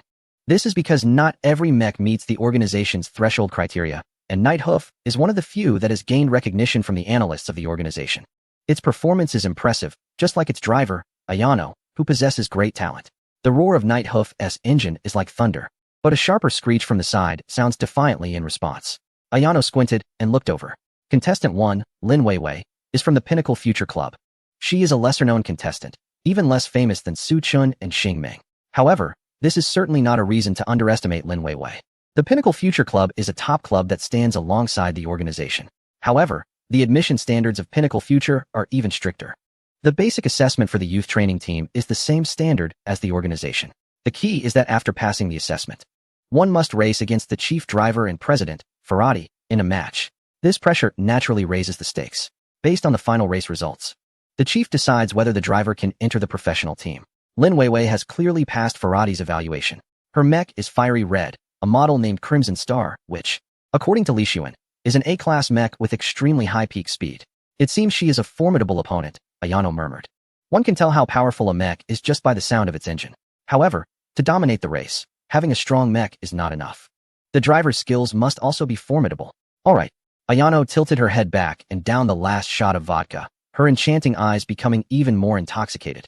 And a wild smile crept onto her lips. Pinnacle Future's Lin Weiwei. I hope you can make this exciting today. Countdown to the race. 10 seconds. The two drivers exchanged glances through the window, as if a challenge had already been issued at that moment. What's that old-timer looking at? Lin Weiwei seemed to see something unpleasant and quickly averted her gaze, murmuring softly. With such long hair, could she be? The red star in front twitched at Lin Weiwei's words, but remained silent. If that long-haired mysterious man heard it, he would definitely be furious, right? However, not many people could understand Lin Weiwei's dialect. 3, 2, 1. The red signal light went out. The green signal light suddenly lit up. Go. In that instant, 2 machines, one silver and one red, shot out like cannonballs, darting over 100 meters in the blink of an eye. The terrifying explosive acceleration ignited the passion of the audience and fans in the stands, leaving the other contestants dumbfounded and under increased pressure. This is the captain's launch technique. Truly amazing. Lu Sun was splattered with smoke, his hairstyle messed up, but it didn't affect his admiration for Ayano. Lu Gu, look over here. At that moment, a teammate called out to Lu Sun. What are you looking at? The countdown has already started at 60 seconds. Now's not the time to be distracted. However, hearing the urgency in the teammate's voice, Lu Sun patiently lowered the window to peek at the trackside, where 6 machines were in preparation. One of them, entirely black with crimson lights, looked very familiar. The moment he saw it, Lu Sun felt as if his brain had exploded. A chill spread from his heels along his spine to the top of his head. It's her. Lu Sun's pupils constricted. It was the machine that crashed into the market that night. Lu Sun's voice wasn't quiet, and the machine had sharp hearing. Queen clearly heard his words. Her face flushed, and she bit her lip, glaring fiercely at Lu Sun. What are you saying? What do you mean crashed into the market? She couldn't let these words ruin her image in front of Master. But Master probably didn't hear it, right? Just as this thought crossed her mind. Queen, what did that bobbed hair girl just say? Did she say you crashed into the market? Su Chen looked bewildered. When did that happen? I didn't know. Queen's face turned even redder as she lowered her head, awkwardly saying, well, that night I went out alone, but, Master, I didn't crash into the market. I just wanted to see if I should buy some vegetables. Oh, seeing Queen's expression, Su Chen knew she must have crashed into the market. It was likely that she was driving too fast that night and couldn't make the turn, leading to the crash. Such a situation was entirely possible. Queen, don't go shopping at night anymore, Su Chen said earnestly. The market is already closed at night. I know, Master. Then a question arose. How did you end up in the market? Queen replied, Master, the race is about to start. Biting her lip, she said, let us focus on the competition. Su Chen looked at Queen's graceful figure, a slight smile on his lips. Cherish the present days. There aren't many chances to tease Queen, as Queen's memory returns. So does her momentum and attacking power, and it's he who will be teased. Master, I don't know why, but I really dislike that player. Queen pointed at Lu Sun, who was peeking over here, and said coldly. During the match later, can you show him a thing or two, Master? Of course. Beautiful lady, Su Chen skillfully touched his beliefs and smiled. I'm at your service. Chapter 138. Tornado. Lu Sun was still unaware that he had already been targeted by Queen. He sat back in the cockpit, still feeling uneasy, and couldn't help but marvel at the coincidences in this world. He never expected that the unmanned drone girl he encountered that night would be Queen, who had her agreement lifted by the voice of the night. If Queen couldn't start due to modifications, then that night must have been after she had been reconfigured and came out alone to rehabilitate. The terrifying burst speed of Queen flashed through Lu Sun's mind again, making him shiver. He didn't like this version of himself. Lu Sun slapped his cheeks, took a deep breath, and encouraged himself. Lu Sun, what are you afraid of? Shadowblade is also an A-class drone girl now. Although that drone girl has a powerful burst acceleration, isn't your Shadowblade impressive too? Besides, she surely won't perform as well as Shadowblade on the curves. Moreover, a drone girl's performance on the track is also related to the driver's skills. Do you really think your skills are inferior to hers? Watching the countdown to the race getting closer, Lu Sun gripped the steering wheel tightly. A strong opponent indeed brings pressure. But defeating a formidable opponent can also give him unparalleled pleasure and a sense of achievement. Shadowblade, let us do our best today. The drone girl in front remained silent, and the cockpit was quiet except for the vibrations of the preloaded engine. The light in Lu Sun's eyes dimmed a bit. Since Shadowblade became his drone girl, there had been almost no communication between them. Despite having strong attributes, compared to those drone girls outside the voice of the night, Shadowblade felt like a robot that executed specific commands. At first, he thought Shadowblade was great like this. Other people's drone girls would get angry and throw tantrums. But Shadowblade would never be upset. No matter what he did, it wouldn't affect Shadowblade's ability to execute his various commands. However, as time passed, and as he valued Shadowblade more and more, treating her as an important partner and even family, he realized that something very important seemed to be missing between them. He couldn't quite describe what that missing element was, but every time he thought about these issues, he couldn't help but feel a bit of heartache. Lu Gu, what do you think? Should I keep an eye on that kid? The voice of team member number 8 came through the intercom. During that night's training, team member number 8 had also participated and witnessed Queen's speed. Lu Xuan was silent for a moment and said on Da, there's no need to watch too closely. In this race, we from the Night Hoof team need to showcase our own momentum. The tricks for competing for the championship can be saved for the team events. Oh, the number 8 team member responded.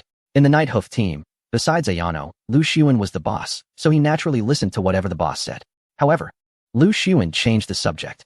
Later, you can report to me on the starting situation of Su Chen and the Queen, such as how much of a gap there is between you and them. Lu Gu, do you really look down on me that much? The team member said indignantly. Why is it that I'm the one with the gap to them? Can't it be that I leave them in the dust? Lu Xuan smiled upon hearing this. All right. If you can pull away from them, I'll cover all the modification and upgrade materials for your machine girl. Lu Gu, you said it. Yes, I keep my word. Audience friends, welcome to the provincial preliminary round of the Takemara Mountain off-road race. Did you think I was going to cut in with an ad? No. That's too small-minded. There are no ads in this race. Just make sure to recognize the Xiao E brand hemorrhoid cream. The host displayed the cream for 3 seconds and then brought the topic back to the race. Now all 6 competitors have started their engines. Next to start is the number 8 competitor from the Night Hoof T3 team and our number 7 competitor from the Northern Wolf T2 training team. I don't need to elaborate on the identity of this number 7 competitor. Those who have watched the City Championship know about wall riding and adjustable spoilers. However, today, Suchin will face even tougher opponents. Can he once again become that shining dark horse? We shall see. At the starting point, the staff held up the starting sign and stood on the track. Suchin drove the Queen slowly to the starting line. The engine of Queen rumbled low, and the black body glinted with a metallic sheen under the sunlight. Suchin gently stroked the steering wheel, closing his eyes to feel every vibration coming from Queen. Suddenly, he heard the sound of a window rolling down. Suchin opened one eye and saw the number 8 competitor from Night Hoof looking over. I heard you're the one who wall rides and uses adjustable spoilers, the number 8 competitor said, sizing Suchin up with a cold smirk. Not every race has tunnels for you to exploit. A track like the provincial preliminaries tests the true skills of the driver. Tricks 1T work here. I'll show you the gap between you and our Night Hoof team. Suchin did not respond. He simply glanced at the person and then slowly rolled up the window. His gaze was as calm as the deep sea, as if he were looking at a roadside object. The cold smile of the number 8 competitor instantly froze on his face, an inexplicable anger surging from within. What does this kid mean? Is he looking down on him? Hey, he shouted at Suchin. What kind of look is that? Just wait to be blown away by me. Competitor, please refrain from making noise during the race. The referee walked over to the 8th contestant and knocked on the car window, holding a yellow card as a warning. If you disturb other contestants again, you will be penalized. The 8th contestant quickly covered his mouth upon hearing this, but his furious gaze remained fixed on Suchin. He was ready to showcase his training results in front of the captain and brother Lu. Countdown to start. 10 seconds. Suchin's breathing became long and steady. His left hand gripped the steering wheel while his right gently brushed the gear lever. His eyes were focused, his mind calm. 3 Queen. Suchin suddenly spoke. The girl slightly tilted her head, her long black hair cascading down her shoulders. Roar, Suchin murmured softly, with your grievances, unwillingness, and anger. 2. Queen turned her gaze back to the track, her eyes cold as frost, yet the corners of her mouth curved up slightly. 1. Go. The red light went out, and the green light flashed on. In that instant, Suchin's right foot moved like lightning from the brake pedal to the accelerator, while his left foot quickly released the clutch. The accelerator was pressed all the way down. The launch was explosive. Queen's response was drowned out by the roaring engine, crushed under the sharp screech of tires against the track. Boom. The roar of the engine compressed into a brief, violent shout, as if a slumbering giant had been awakened. The immense torque was released through the transmission system. The pitch-black car body, akin to the night, lowered instantly, and the scarlet headlights burst forth with a captivating glow. Thick white smoke billowed up in an instant. Then, this dark steel body broke free from all constraints, as if shot by an invisible giant bow. It tore through the air, shredded the shackles that bound it. The raging wind was the horn of freedom. Boom. Queen transformed into a blur, almost impossible to catch with the naked eye, instantly flashing past the 8th contestant of the Night Hoof team.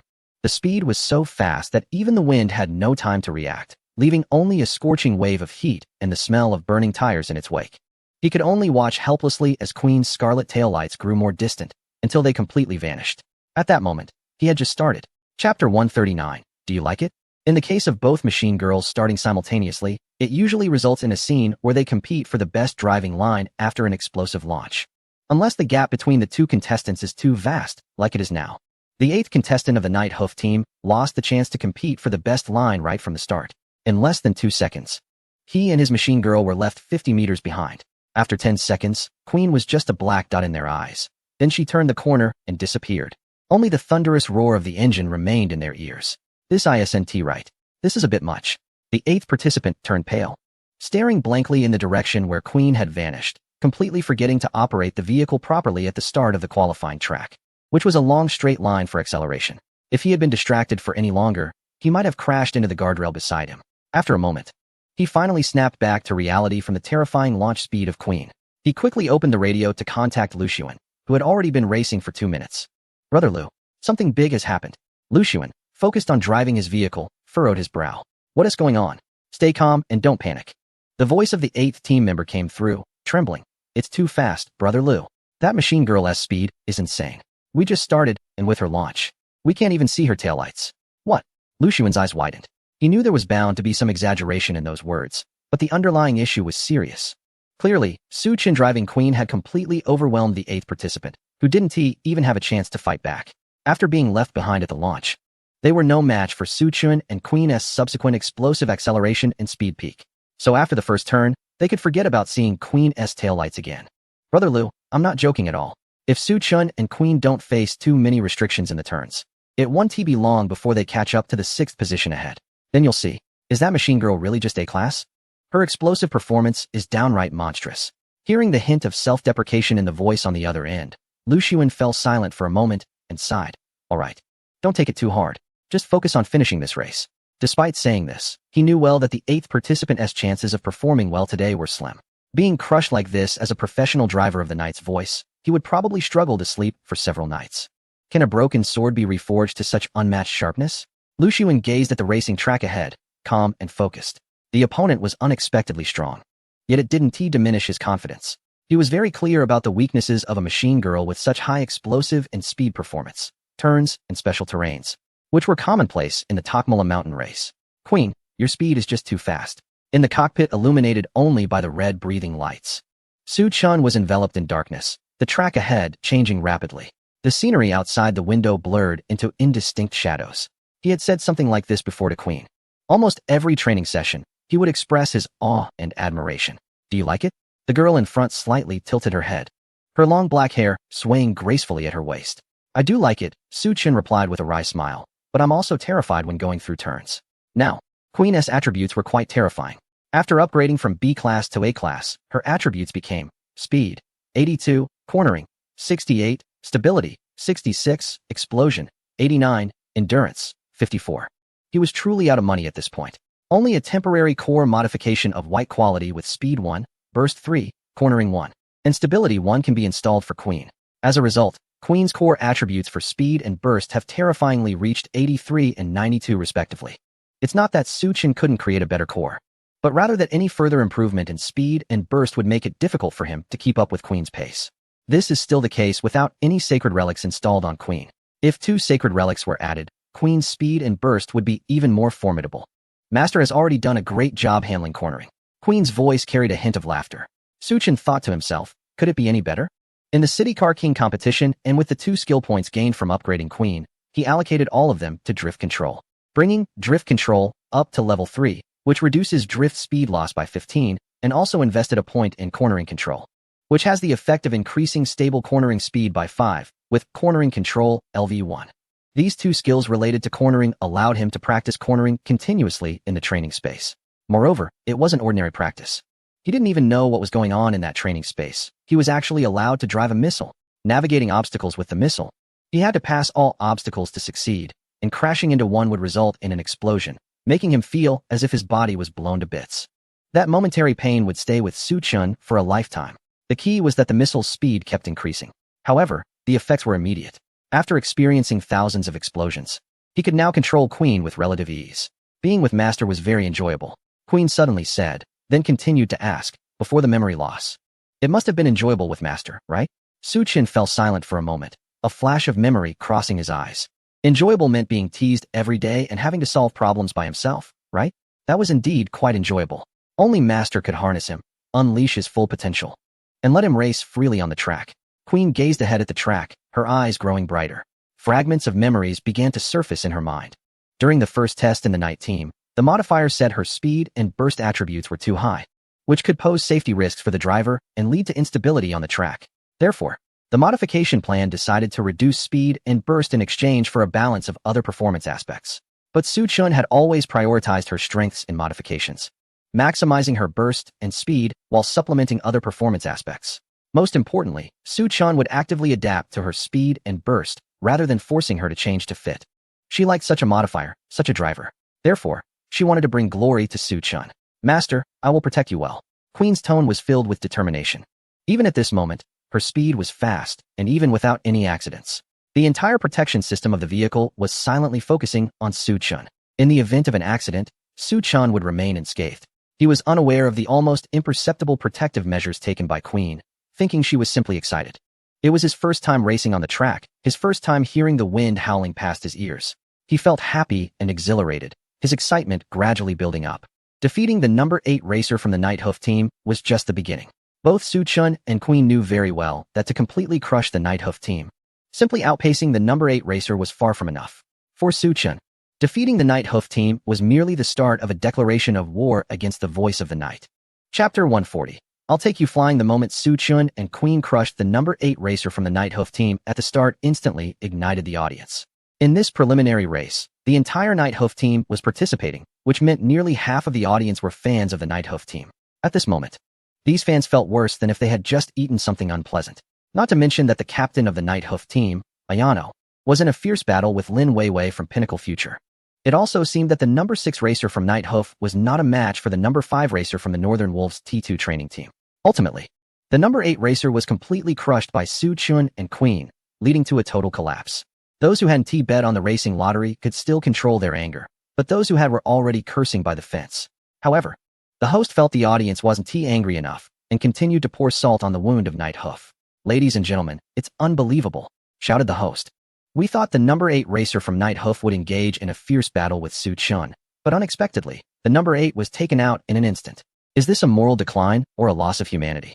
Next, let us invite our 5-star analyst, Mr. MacArthur, to provide commentary. The sponsor of the provincial preliminary race is Pinnacle Future, so the host didn't have to give any face to the voice of the night this time. MacArthur was filling in for another analyst who was on leave due to a medical issue, and he didn't expect to be commentating on a race featuring Su Chun. Holding the microphone at that moment, MacArthur felt that fate was indeed marvelous. I've watched Su Chun grow as a racer, he said, but I didn't expect him to be racing with another machine girl this time. As we all know, training a machine girl requires time, effort, and money. Knowing that Su Chun only had one machine girl for the provincial championship, it's hard to believe that this machine girl, having undergone less than a month of modification and training, would be capable of competing in this race. Until now, MacArthur paused. It seems that Su Chun has no intention of simply coasting through this race. Both he and his machine girl are serious and determined to dominate the competition. He has showcased an extremely powerful machine girl. Indeed, the performance was incredibly fierce. The explosive start caused 8, another A-class machine, to be left far behind. The remarks from certain individuals made it difficult for fans of the Night voice. This was especially distressing for the Night team members seated in the VIP section and for President Qin Xian. This machine, known for its ferocious performance, used to be Qin Xian's contracted machine. She chose Queen, who was then just a B-class machine, because she saw its strong potential in terms of burst and speed, along with its special skills. Otherwise, she would have only considered A-class machines. This highlights how top-tier Queen's performance is even without modifications or special marks. With its dominance in burst and speed among B-class machines, it could potentially rule over A, S, SS, and even SSS classes in the future. When Qin Xian learned that Queen's modifications had failed, she felt quite regretful. However, it was not Queen that was unfortunate, but rather the failure of its modifications. James, didn't you say that even if Queen could start, its performance would be significantly reduced? Qin Xian felt a surge of unexpressed frustration and directed her troubles toward Chief Modder James. Wiping the cold sweat from his forehead, James hesitantly replied, Miss Qin, theoretically, Queen shouldn't have such strong attributes or recover so quickly, but doesn't Su Chun have a mysterious master? Perhaps that person is a legendary modder, with the ability to turn the impossible into the possible. So, Qin Xian sneered, just because Su Chun claims to have a master, you take it as fact? A legendary modder has appeared, and you can't find any reason? Is it so hard to admit your skills are lacking? James lowered his head, not daring to speak. He would never admit that there was a problem with his modification skills. His success rate with the purple core was as high as 30. This was tested and certified by the association, and he held a gold medal modder certificate. But he couldn't say anything. Because he indeed hadn't produced a stable elevating tail core, and Queen had successfully restarted. Miss Qin, with speed and burst, the cornering performance must be lacking. James stated defensively, this type of machine does have an advantage in a launch, but it won't perform well in corners. I believe 8 from Night Hoof will gradually catch up in the turns. Qin Xian remained non-committal about James' defense. Su Chun and Queen were about to enter the desert race segment. The surface here was no longer a flat road, but a broken surface filled with gravel and extremely challenging continuous curves. There were no guardrails around the track. Just low cliffs on both sides, with rushing water below. She didn't believe it. Su Chun and Queen would thrive in this desert segment. Master, we are approaching a high difficulty corner. Do you have any instructions? The wheels of Queen screeched against the gravel surface. Since entering this terrain, Suchin had clearly felt that Queen's body had become harder to control. However, his gaze remained calm and focused. How many meters are left to the Eagle Cliff? 1.5 kilometers, Master. Queen replied softly. The first challenging segment of the Eagle Cliff Tukmala mountain race. The entire cliff consists of 3 consecutive hairpin turns, each nearly reaching 90 degrees. Yet, the sharp turns, gravel road, and cliff alone are not enough to instill fear. But what if there's only a single lane? The Eagle Cliff has no dual lanes, only a narrow single lane. So narrow that the margin for error for the drivers is only 5 meters on either side. Whether turning left or right, if the vehicle exceeds that 5-meter limit while cornering, both the driver and the machine will tumble down the cliff. Suchin glanced at Queen's speedometer, which read 310 kilometers per hour, a number that sent chills down his spine. Even more terrifying was that it took Queen less than 10 seconds to reach this instant speed. And what does this speed mean? In the blink of an eye, one could cross a 100-meter field. Suchin wiped the cold sweat from his forehead. For the first time, he felt the pressure of the machine's overwhelming performance on the driver. Hold on, let me take a sip of water to calm down. Suchin quickly took a sip of water through a straw hidden in his collar, the cool mineral water helping him regain some composure. Master, you can slow down to around 100 kilometers per hour. With your skills, you can easily make it through. Queen glanced at Suchin's contemplative face in the rearview mirror, her eyes filled with a hint of worry and guilt. She hoped that Suchin would not feel so much pressure rather than just enjoying the ride. 100 kilometers is too slow.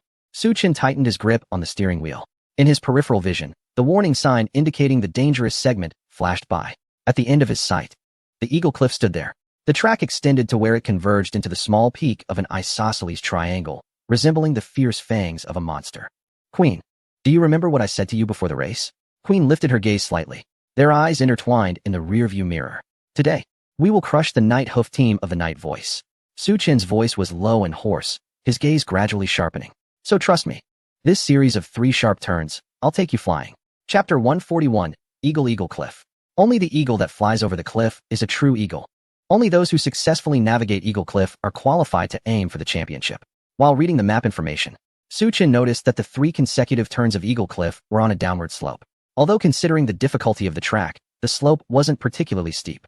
It was clear that the track designers did not intend for this section to become a major challenge in the preliminaries. It was merely an appetizer. However, the track designers themselves likely had no experience with machines and were unaware of the various uncertainties and challenges that even a slight slope could impose on the control of the driver and the machine. Ultimately, the Eagle Cliff has become one of the most challenging sections of the Tukmala circuit. No matter how skilled the driver or how powerful the vehicle, they must slow down when facing the downhill turns without guardrails. Queen's instruction to reduce speed to 100 kilometers per hour is not a sign of underestimation. Rather, it is based on data analyzed by Li Yini, indicating that past participants in provincial qualifiers averaged around 100 kilometers per hour when navigating the Eagle Cliff. Therefore, Queen believes that as long as she doesn't fall behind most drivers during the turns, she can leverage her explosive acceleration and peak speed on other sections of the track to gain an advantage. Even if she is slightly slower at the Eagle Cliff, it won't be a major issue. However, this is not what Suchin desires. He wants to crush the Night Hoof team of the Black Knight Voice. He wants Chin Xian and James to witness Queen's transformation. So full speed ahead. As they approached within 100 meters of the Eagle Cliff, Suchin quickly eliminated all but one plan in his mind. Queen didn't ask why. Despite Suchin's instructions sounding absurd, she sped towards the daunting Eagle Cliff. What do they want to do? In front of Xiao Yigu, there is a large screen displaying the race footage of each group of contestants. He was initially observing the first group, but suddenly his peripheral vision caught sight of Queen charging toward the Eagle Cliff, causing him to jump up in shock. The director immediately switched the camera to Suchin and Queen. Before Xiao Yigu could finish his sentence, Queen's figure appeared on screen. Queen had already crossed the speed check zone before the Eagle Cliff, with a speed of 315 kilometers per hour flashing on the screen, causing the entire audience to fall silent. All eyes were fixed on that dark figure as she plunged into the deadly downward slope at the entrance of the first turn of the Eagle Cliff. They were looking to fly? In the cockpit, Suchin's body was pressed into the soft seat by the violent acceleration. The helmet was firmly against the headrest, and his sharp gaze pierced through the windshield, locking onto the void at the end of the slope and the blurred landing point across the way. He gripped the steering wheel tightly, his knuckles turning white from the effort, not to turn, but to counter the uncontrollable torque that might arise at the moment of liftoff. The roar of the engine was deafening within the enclosed cockpit, the RPM needle wildly striking the red line. Just as Queen's front wheels left the top of the slope, his entire body tensed, as if magnetically glued to the cockpit. Time seemed to stretch and freeze at that moment. Queen's vehicle traced an elegant parabola through the air, appearing to hover above the sunset, her dark body reflecting the afterglow like a blazing flame. The engine's roar remained ferocious in the thin air, and the hot airflow from the exhaust twisted the setting sun and the abyss beneath. She soared over the cliff, leaping past the 3 consecutive turns that countless contestants regarded as treacherous, ignoring the shackles of gravity, tearing through the twilight, and plunging towards the other side. Boom! A dull roar echoed, powerful enough to stop the hearts of the audience. Time seemed to resume in the aftermath of this sound. The setting sun remained, yet the dark silhouette was nowhere to be seen. It had already soared over the Eagle Cliff and landed at the exit of the 3rd curve. The impact upon landing caused the suspension system to creak, instantly compressed to its limits. Immediately after, the rebound force violently propelled the vehicle upward. Inside the cockpit, Su Chun took a deep breath, and the moment the Queen stabilized, he slammed the gas pedal with his right foot. Vroom! The engine erupted with an even more ferocious roar. The wild power surged through the 4 hot melt tires into the ground, the tires grinding fiercely against the rough gravel road. And the instantly melted rubber left 2 charred marks on the surface, emitting billowing white smoke. Just as the spectators, including the commentator and Old Mai, were still in shock. The Queen had already burst through the lingering pale tire smoke, roaring out of the Eagle Cliff segment. Crack! The moment it crossed the speed trap, a hair-raising figure appeared on the display board, 295 kilometers per hour. They flew past. The commentator completely lost composure, his voice hoarse as he yelled into the microphone. Su Chun and the Queen. They weren't just cornering, they were flying. At a speed of 300 kilometers per hour, they had trampled the entire Eagle Cliff beneath their feet. Like a true eagle, they soared over the abyss. After recovering from the shock, MacArthur immediately contacted the race officials. After all, the normal way to navigate this segment was through turns, not flying jumps. Su Chun and the Queen's maneuver might have violated the rules. Soon, the officials provided their conclusion. Su Chun and the Queen's actions were completely valid. After all, this was entirely different from taking a shortcut. The ability of a driver to utilize the vehicle's performance and the terrain to execute such spectacular maneuvers was precisely the artistry sought in racing. Rules are rigid, but people are dynamic. As the officials announced the validity of the maneuver, the entire audience erupted once more. Ah, Moss is so cool. Sister Queen is so cool. Watching Su Chun and the Queen's brilliant performance, Xingming felt even happier than if she had raced herself. Beside her, Yuming and Zhu Ying had identical expressions. Mouths agape as if a chicken egg could fit inside. Can you really do it like this? Just look at them, and then look at yourself. Zhu Ying had a face full of disdain, shifting slightly closer to Xingming. When will you be able to pull off such moves? Yuming sighed, sister. We don't have that speed. Wouldn't imitating them be suicidal? Zhu Ying's eyes flashed coldly. You think I'm slow? Yuming quickly shook his head. No. Zhu Ying, then you can sleep outside tonight. Yuming, no please. Hui Liyini also breathed a sigh of relief. She was genuinely startled when she saw Su Chun and the Queen charging towards the Eagle Cliff. She vaguely sensed what Su Chun was trying to do and still felt a bit apprehensive seeing his successful maneuver. The guy is running so aggressively. It seems he has quite a grudge against the Night Voice. Is he really planning to overtake again? He definitely wants to continue overtaking. The girl next to him pushed up her glasses, as they were about to catch up with the number 6 player from the Night Voice. Chapter 142. Hunting moment. The start interval for the Takmala Mountain Race is 1 minute. Each group has only 2 participants. The track designer set it up this way for fairness and spectator enjoyment. If everyone started 1 minute apart, with only one racer on the track at a time, the competitors would rarely encounter each other unless something unexpected happened. Having 2 racers start simultaneously on such a narrow track creates excitement. It also prevents too many competitors from causing chaos, affecting the overall experience of the race. Therefore, 1 minute is considered a time that cannot be easily caught up, unless one competitor is vastly superior to the others. Just like now, on the big screen, the footage of Su Chun and Queen was gradually closing in on the no. 6 player. Compared to the number 6 player, the footage of Su Chun and Queen seemed to be lagging slightly. But this slight lag can only be described as outrageous to the audience. Everyone knows why. Despite the 1 minute start interval, Su Chun and Queen were about to catch up with the competitor who started ahead of them. This means that at the moment they catch up, Su Chun and Queen will be 1 minute faster than that player. In various competitions, it's not uncommon for one competitor to be a minute faster than others. But the one about to be overtaken is the Night Voice's Night Hoof number 6 player. That's a member of a top-tier team, not just any random competitor. Su Chun was unaware of how close he was getting to the Night Hoof number 6 player. At this moment, he was still savoring his previous maneuver. Wow, I was really bold. He had never attempted such a long jump before, relying solely on the data provided by Li Yini and Queen's speed to make the calculation. It turned out he was right. Although the landing impact made him a bit flustered, the outcome was still good. This nearly perfect jump was not just about saving time. More importantly, it boosted his and Queen's confidence. Master's maneuver was flawless. Queen's voice came through, reassuring. If it were just me, I would never have thought of using such an aggressive strategy to get through the Eagle Cliff. That's because your speed and explosive acceleration gave me the confidence to do it. Suchin chuckled wryly. At that moment, he didn't have much time to think. He could only go all in. Queen fell silent for a moment before suddenly saying, Master, I like you. What? The sudden confession almost made Suchun lose his grip on the steering wheel. He swallowed hard, just about to say something. When he heard Queen continue, I like your recognition of me, and I enjoy the feeling of you controlling me. Oh, that's a relief. Suchun exhaled, realizing it was this kind of liking. He almost thought he was about to face an intense situation. Did Master misunderstand? Queen's voice rose slightly, carrying a hint of playfulness. It seems like Master has some thoughts about me too. Is Master the kind of pure-hearted driver who develops feelings for a machine girl? How amusing. If it weren't for her last two playful laughs, Suchun would really start to doubt whether Queen had regained her memory. The tone and manner of her speech, aside from being less aggressive, were almost identical to the old Queen. Focus on the race. Suchun had no words to say and could only hide his embarrassment with the seriousness of a driver. He also gave Queen's belief a firm squeeze. This tactic was very effective, and Queen immediately fell silent, blushing. Less than 5 minutes after passing the Eagle Cliff, Suchun and Queen finally left the desert racing segment and returned to the urban road area. The last rays of the sunset disappeared behind the mountains as night fell, and the streetlights along the track lit up. Suchun and Queen vaguely heard the roar of engines in their ears. Queen, did you hear that? Suchun squinted. It's not the echo of my engine. It should be from another machine girl. Suchun didn't think there were any competitors behind them capable of overtaking. He had seen the performance of those machine girls, and their power and speed were far inferior to Queen's. In terms of technical operation, he believed he wouldn't be worse than the professional drivers of the top clubs in this world. So the answer was clear. They were about to catch up to the competitors who started in the third group. Upon hearing this, a spark of excitement lit up in Queen's wine-red eyes.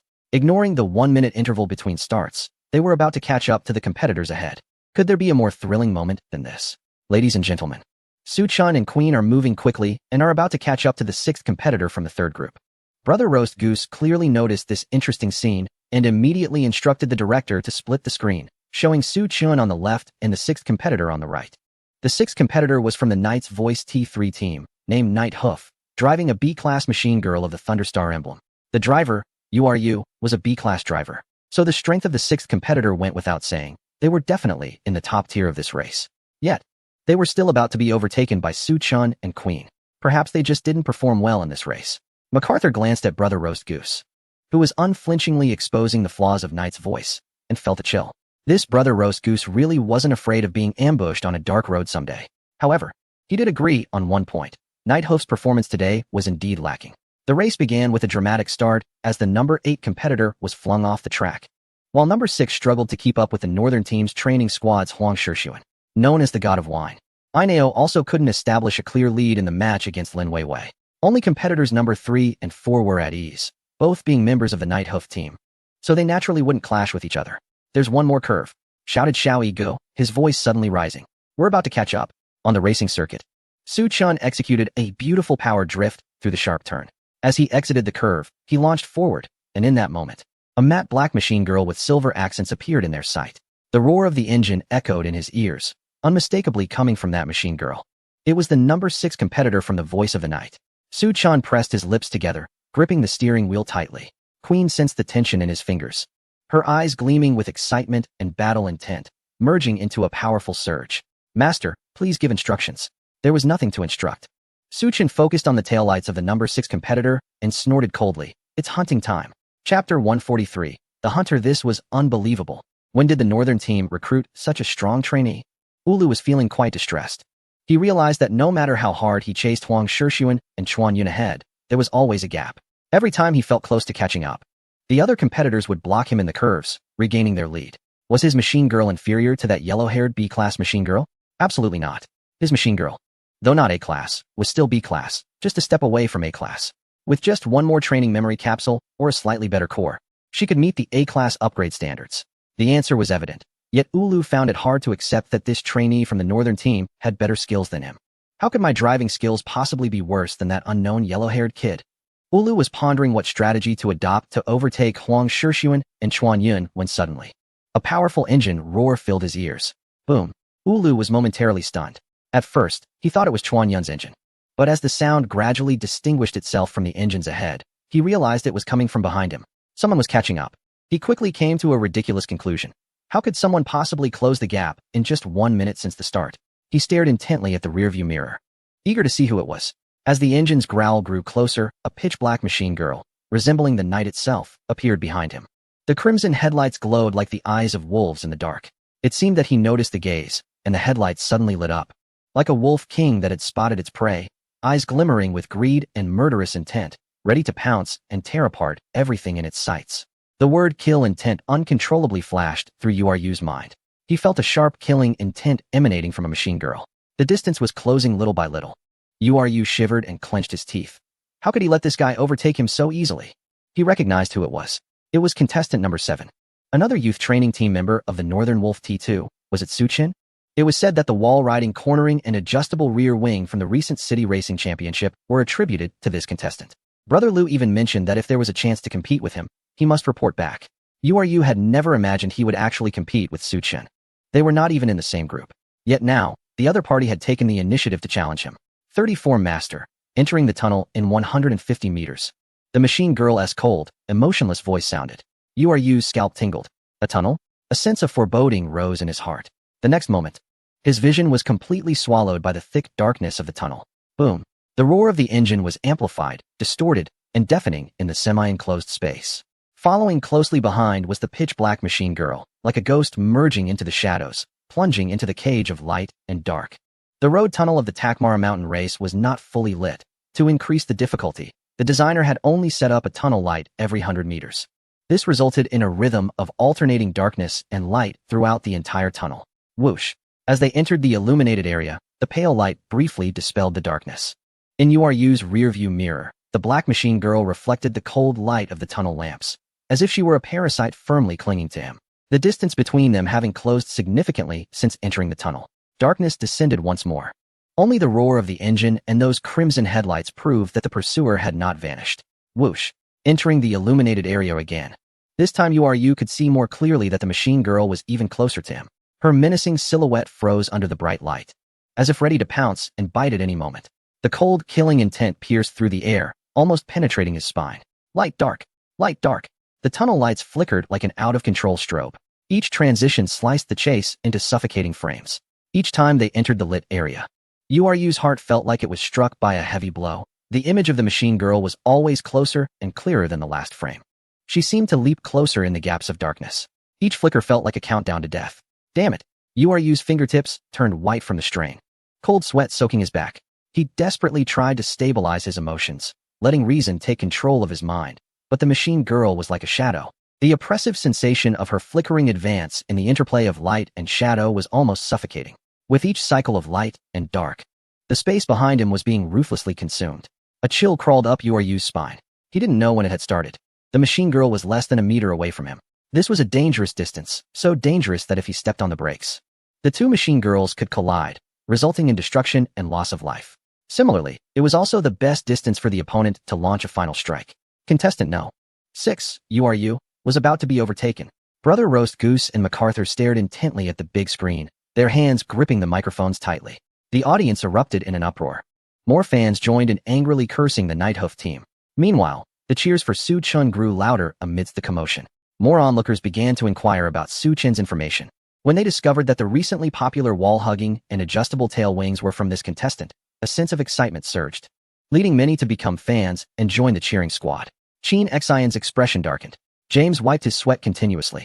Xingming stood at the edge of the railing, gazing at Queen's figure on the big screen, her lips slightly parted, her eyes sparkling with a mix of anticipation and excitement. Inside Queen's cockpit, Su Chen's lips moved slightly. General, 50 meters ahead, a turn. Su Chun turned the steering wheel. It wasn't the first time he had used this technique in a tunnel. Every precise operation felt familiar. With his adjustments, Queen moved like a gecko. In the moment of entering the turn, the outer wheels easily pressed against the tunnel's inner wall. She clung tightly to the cold surface, her body almost vertical to the track. The moment of exiting the apex of the turn was also the moment to floor the accelerator. Boom. The engine roared. Queen flashed like a black lightning bolt at the boundary of light and darkness, darting out of the turn like an arrow released from a bow. At this moment, you had just begun to slow down, drifting through the turn. He didn't even have time to react, feeling a cold shadow enveloping him with turbulent airflow, crushing his drifting trajectory in a way and speed he could not comprehend, instantly leaving him behind. In his field of vision, only the rapidly fading crimson taillights remained. During the overtaking, he didn't even have the qualification to compete with Su Chun and Queen. Chapter 144. That guy is here. Overtaken. They really overtook. Brother Roast Goose suddenly stood up, shouting into the microphone. Su Chun and Queen have crossed a 1-minute starting interval to achieve an intergroup overtaking. This is truly shocking for the audience, folks. I believe most of the viewers know the significance of intergroup overtaking, and it's a full minute difference. Wow. Xingming blinked her big eyes and turned to ask the nearby Chasing Shadow, Sister Chasing Shadow, is intergroup overtaking rare? Very rare. Zhueying glanced at Xingming with a strange expression and sighed. It's quite rare in public competitions like the provincial qualifiers, as the difference in skill among the participants isn't significant. And with a 1-minute interval between starts, it's really difficult to overtake across groups. Your master and his secondary machine are truly impressive. Oh, Xingming's eyes sparkled a bit more. Listening to the cheers echoing throughout the stadium, her eyes couldn't help but shine even brighter. Sister Queen isn't Masta's secondary machine, she said. Looking at the black machine featured in the center of the big screen, she's also Masta's primary machine, just like me meow. Zhueying's gaze at Xingming became even more peculiar. After a moment, she patted Xingming's head and smiled helplessly. Xingming, are you silly? If Queen bullies you in the future, just tell me, and I'll help you get back at her. Sister Queen won't bully me, Xingming pouted. She could somewhat understand why Zhueying would say that, but she felt that Zhueying meant well. Many drivers distinguish between primary and secondary machines. Primary machines receive more resources, while secondary machines only get to compete when the primary ones are unfit. However, Masta clearly isn't that kind of person. Masta treats both her and Queen equally, without any distinction between primary and secondary. A good driver is one who ensures that every machine around them is happy. Meanwhile, in the VIP seats of the Night Voice, Qin Xian's expression darkened further. James, the Eagle Cliff, Su Chun, and Queen nearly crushed all competitors with their performance. And now they were continuing to overtake the 6th contestant from the Night Hoof across groups. What else could he say? James felt bitter at those words. What could he say? After a long silence, he finally managed to squeeze out, Miss Qin, look. Su Chun and Queen's operations of jumping over Eagle Cliff and wall riding to overtake the 6th contestant from Night Hoof are indeed stunning. But didn't you notice that they haven't used any conventional cornering techniques? Whether it's jumping or wall riding, they didn't need any cornering skills at all. The other turns weren't challenging enough to test Su Chun and Queen. If we think from another perspective, the fact that Su Chun and Queen didn't use conventional methods to navigate difficult turns might suggest that Queen's cornering performance makes it difficult to execute high-difficulty cornering maneuvers. This was also an issue you discovered after signing the agreement with Queen, which led to our team's professional modification plan for her. Qin Xian fell silent for a moment. James's argument was reasonable. All machines entering Night Voice needed to undergo a self-driving test. The results of that test were clear. Although Queen excelled in burst and speed attributes, her cornering performance was average. If she fully unleashed her burst and speed capabilities, Queen could only handle relatively simple corners. In order for Queen to take the stage as soon as possible, she requested the Night team to balance Queen's cornering performance. After all, the national-level competitions she is currently participating in feature various harsh terrains and challenging track combinations. Without stable cornering performance, she simply cannot complete the races. Moreover, Queen's initial endurance is also insufficient for national-level competitions. Well, let's see. Qin Xian snorted coldly and then said to the newly recruited assistant beside him, aren't those spectators who bought tickets for the night troop ranking demanding refunds? Give them refunds. Didn't they say we were rigging the races? Refund them all. The assistant was taken aback. But, Mr. Qin, we'll lose a lot of money this way. The night troop doesn't care about those small amounts. Qin Xian waved his hand in annoyance. Record the real names of these refund-demanding spectators. And they are not allowed to purchase any tickets for our night troop in the future. If they like refunds so much, let them have it. Buying tickets for the night troop used to be a sure win. Moreover, the drivers of the night troop are highly skilled and often turn the tables in unexpected ways. So the odds for the night troop are the highest. Qin Xian sneered inwardly. These gamblers had made so much money off the night troop. And now they are demanding refunds just because the team encountered a minor issue? Then they should never buy again. Go buy tickets for other teams. It was clear to everyone that Qin Xian was not in a good mood at that moment. The assistant said nothing more and quickly followed Qin Xian's instructions. Dear viewers, we are witnessing wall riding again. Player Su Chun is continuously wall riding through the corners. I think this technique is becoming his regular operation. Host Xiao Yigu exclaimed excitedly. This is the kind of competition that gives hope. There's no need for commercial hype. The reasons don't need to be fabricated. The players' performances speak for themselves, making it hard not to praise them. Moreover, hosting such events frequently boosts his popularity in the public eye, allowing him to get promotions and raises, leading to even bigger competitions in the future. At that moment, the director suddenly brought up a shot for Xiao Yigu to see. In the tunnel area, Lin Weiwei driving the Red Star was half a car length behind Ayano driving the Night Troop. At the moment of turning in the tunnel, Lin Weiwei leaned the Red Star towards the inner side of the tunnel, also employing the wall riding technique. Although only 2 wheels were against the tunnel wall, rather than all 4 like Queen, she still managed to overtake with a single push on the accelerator. Wow. The driver from the Peak Future Club, Lin Weiwei, can also wall ride. No wonder she seemed indifferent about drawing the first position. She has real strength. Xiao Yi's eyes lit up, and he immediately pulled up the footage of Red Star and Night Troop. This way, the left side of the screen showed the fierce competition between Red Star and Night Troop, while the right side showcased Su Chun and Queen standing out. Other competitors were relegated to the corners of both screens, completely out of the limelight. Meanwhile, a drone continued to follow and film Su Chun and Queen. By this time, Su Chun and Queen had already left the tunnel area. What a pity. Su Chun sighed. This provincial qualifier should have more tunnels. If I can hug the walls in all the turns, I wouldn't need to slow down at all. But, Master, wouldn't that be too much of a blow to the other competitors? Queen blinked and covered her mouth, stifling a laugh. I don't care if it's a big blow or not. If you lack skill, you just have to endure it. Su Chun chuckled. Just then, a roar of engines echoed down the track ahead. It was undoubtedly Huang Shixuan and Chuan Yun. De Huang is quite strong, being able to hold back the number 6 driver of the ET team. Su Chun smirked. Too bad, it's my turn now. Meanwhile, 500 meters ahead on the track, Huang Shixuan, driving Chuan Yun, also heard Queen's engine roar. He was very familiar with that sound, as he had secretly listened in on Su Chun and Queen during their practice laps at the club. Hearing it now sent shivers down his spine. No way. How could Queen's roar be behind me? Despite his disbelief, he trusted his ears and experience. Chuan Yun, run. That guy is coming for you. Struggling was pointless. Even if Huang Shixuan and Chuan Yun gave it their all, the sleek black phantom still overtook them effortlessly. Huang Shixuan felt a chill as he watched the speeding machine girl beside him. He vaguely remembered that Su Chun and Queen didn't have such terrifying speed during their training sessions at the club. Master, she is so fast. Chuan Yun's strained voice came from ahead. It's too fast. I can't even think about competing with her. It was rare for Huang Shixuan to hear such exhaustion and helplessness in Chuan Yun's words. As they spoke, the 2 machine girls were already side by side. Huang Shixuan instinctively glanced at the driver's seat opposite him. Su Chun happened to look over as well. His gaze was calm as water, a slight smirk on his lips, and then he raised his hand to give a thumbs up. What is that supposed to mean? Huang Shixuan was momentarily taken aback by the thumbs up, which quickly turned his face visibly red. Is he mocking me? Overtaking me and giving me a thumbs up? Before Su Chun could completely overtake him, Huang Shixuan immediately made an international gesture of goodwill towards Su Chun. What is there to be proud of about overtaking in a tunnel with such explosive speed? Let us see you do the same when you come out of the tunnel and go uphill. Huang Shixuan pointed angrily at the window. Su Chun couldn't hear what Huang Shixuan was saying. He just found it a bit puzzling. He had given Huang Shixuan a thumbs up to compliment him for at least holding back the number 6 driver of the ET team. Why was Huang Shixuan not only ungrateful, but seemingly cursing as well? Queen, can you hear what Huang Shixuan is saying? Su Chun recalled the machine girl's exceptional hearing and asked. Queen listened for a moment, and then said seriously, Master, he said you're too handsome, and he wants to be as skilled a driver as you. Oh really? Su Chun scratched his head. Did he misunderstand? But why did he give the middle finger? Queen replied without hesitation, that was directed at the number 6 driver of the Night Hoof team. He said the number 6 driver is like a little brother. Not even worth a hair compared to you, Master. Haha, that's great. Su Chun felt pleased. He noticed the excitement and flushed face of Huang Shixuan across from him.